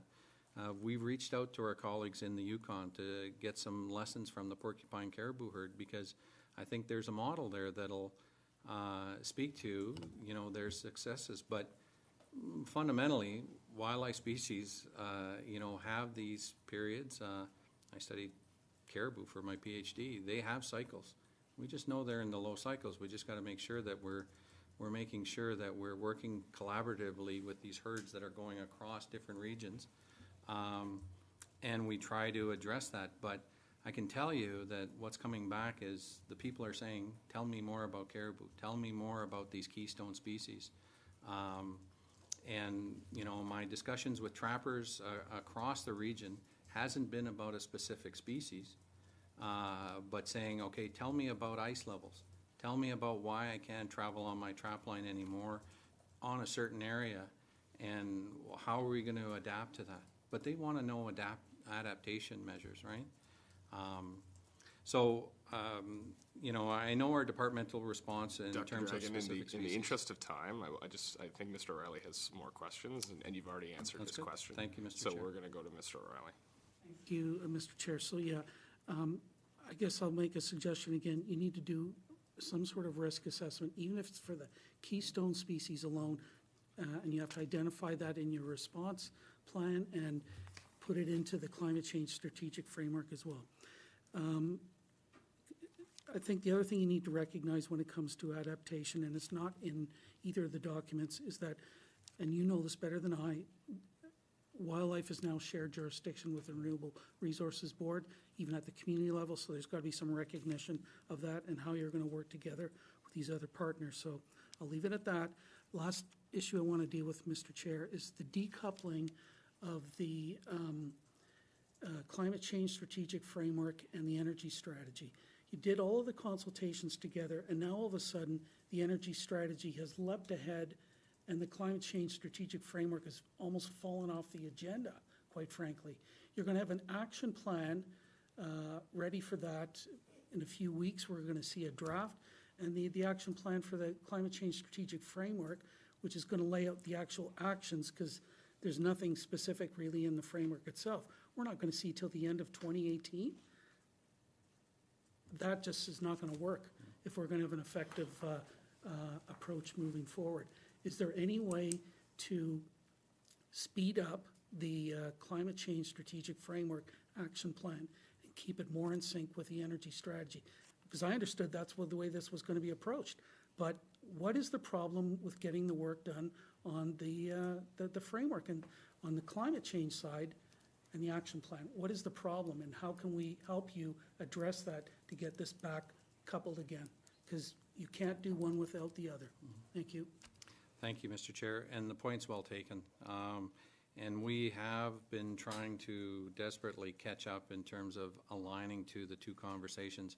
I can say that a little bit of, in terms of the delay, is looking at what we've done for consultation and ensuring that we have consultation, you know, in terms of the 6 regional workshops, the public survey, the written submissions, the stakeholder meetings that we talked about for industry. We have a deadline coming up for the 29th for written submissions. You know, in my statements, I said hopefully we'll make it for the tabling in this session in March. Depends on what we get in, and I'm not willing to commit in terms of getting information in. We have to make sure that this strategy is fulsome and that it's taking us in the right direction. I don't want to do it so that it meets deadlines. I want to do it so it's right. And so in terms of all the efficiencies that we're trying to enable this strategy to align. We've been meeting just about every week and sometimes daily on how we align. We've been in the department proactively looking at what we could be doing now in order to look at the action plan and having, the bones in place and the meat there. But again, this has to be a plan for the Northwest Territories, not a departmental plan, but one in which we go and we make sure that all of our stakeholders, and then you mentioned Indigenous governments and organizations, are key players. And this takes time. And so I'll leave it at that. Thank you, Mr. Chair. Thank you. Mr. O'Reilly, your time's expired. I just want to touch on something before we conclude the hearings. But so we have two departments before us who are both reviewed by in this report. The Department of Infrastructure has responded rather comprehensively with detailed actions about how it's going to address the findings of the Auditor General's report. The Department of Environment and Natural Resources, however, has responded to the OAG report with the Climate Change Strategic Framework, which is a policy document. And as we saw today, most of the committee's lines of questioning were around policy questions. And the purpose of this hearing is an audit hearing about what the department operationally has not been achieving and how this committee can offer recommendations to help achieve it. Unfortunately, the actions you've brought to this committee are policy actions, and many of the areas that have been addressed, we see very little change. And yet the department has agreed to all of them, but hasn't offered any concrete actions. So was, at any point in time, Dr. Dragon, did the department develop their own response separate from the climate change? I put it this way. How was the decision made to use a policy instrument in the form of the climate change framework rather than a comprehensive action plan based on the Auditor General's findings? Thank you, Mr. Chair. I think when we looked at, again, when we talked about the greenhouse gas strategy and kind of the development of that, as we looked in 2013 for an adaptation plan, the decision was made at that time that we would align both of these documents towards the climate change strategic framework with the hopes of combining that so that we have a plan going forward. Getting back to your first question of the actual response, as I mentioned, I will go back and look at MACA's and the correctionals response to the audit and see whether or not we need to flesh that out more. I guess in the efforts of timing, I really would like to have my staff look at framing out this framework and actually getting towards an action plan versus going back and complying a whole bunch of hours towards an audit plan. Because I think the proof is going to be once we have the action plan and once we go back, we're going to have the audit that's going to return. I sit on the audit committee and we've talked about it already about having the opportunity to evaluate where and how we're going and how are we doing. But again, I think that, in terms of responding to the audit, I think the climate change strategy is where we're going to be addressing these areas. Thank you, Mr. Chair. So I appreciate that response. Again, when you're coming before an audit committee, though, in an audit hearing, without any guarantees that something's going to happen in 2019, 2018, it doesn't give us the information we need. So we're going to factor that into our report that's upcoming. But there are some things that are very clear that actions you have taken.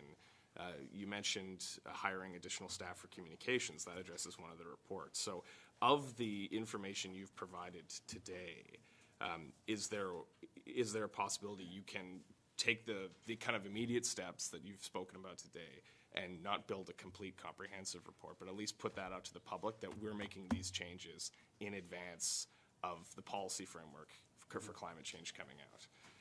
Thank you, Mr. Chair. I think looking at the response to the audit, if you look at kind of what they've asked us to do, the first part of it is to develop a territorial strategy. That's what the framework is doing. That's what we've addressed it in. In terms of going through and looking at greenhouse gas strategy, did not have significant impact.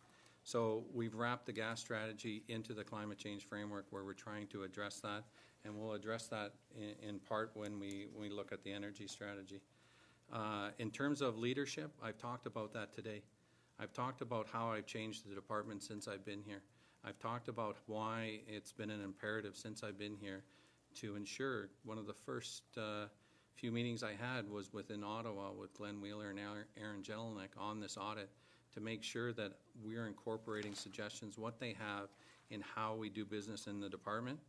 And then in terms of looking at wildlife, and the other part 5 was looking at how we adapt to impacts of wildlife. And I believe I've tried to discuss that today with you on how we go about deciding on where we put our resources towards research on species and species-specific research projects.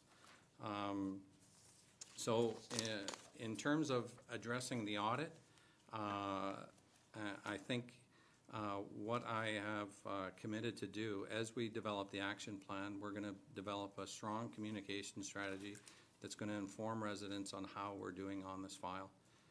It hasn't been done to date. I believe it has. I believe now I have the people in place by bolstering my communication staff, so they'll be able to better communicate that. Thank you, Mr. Chair. Thank you, Dr. Dragon. And thank you to all of our witnesses today for your evidence before committee. Committee will be publishing a report, or sorry, tabling a report in the next session of the Legislative Assembly. And with that, we'll take a recess for 15 minutes. And you may be excused. Thank you.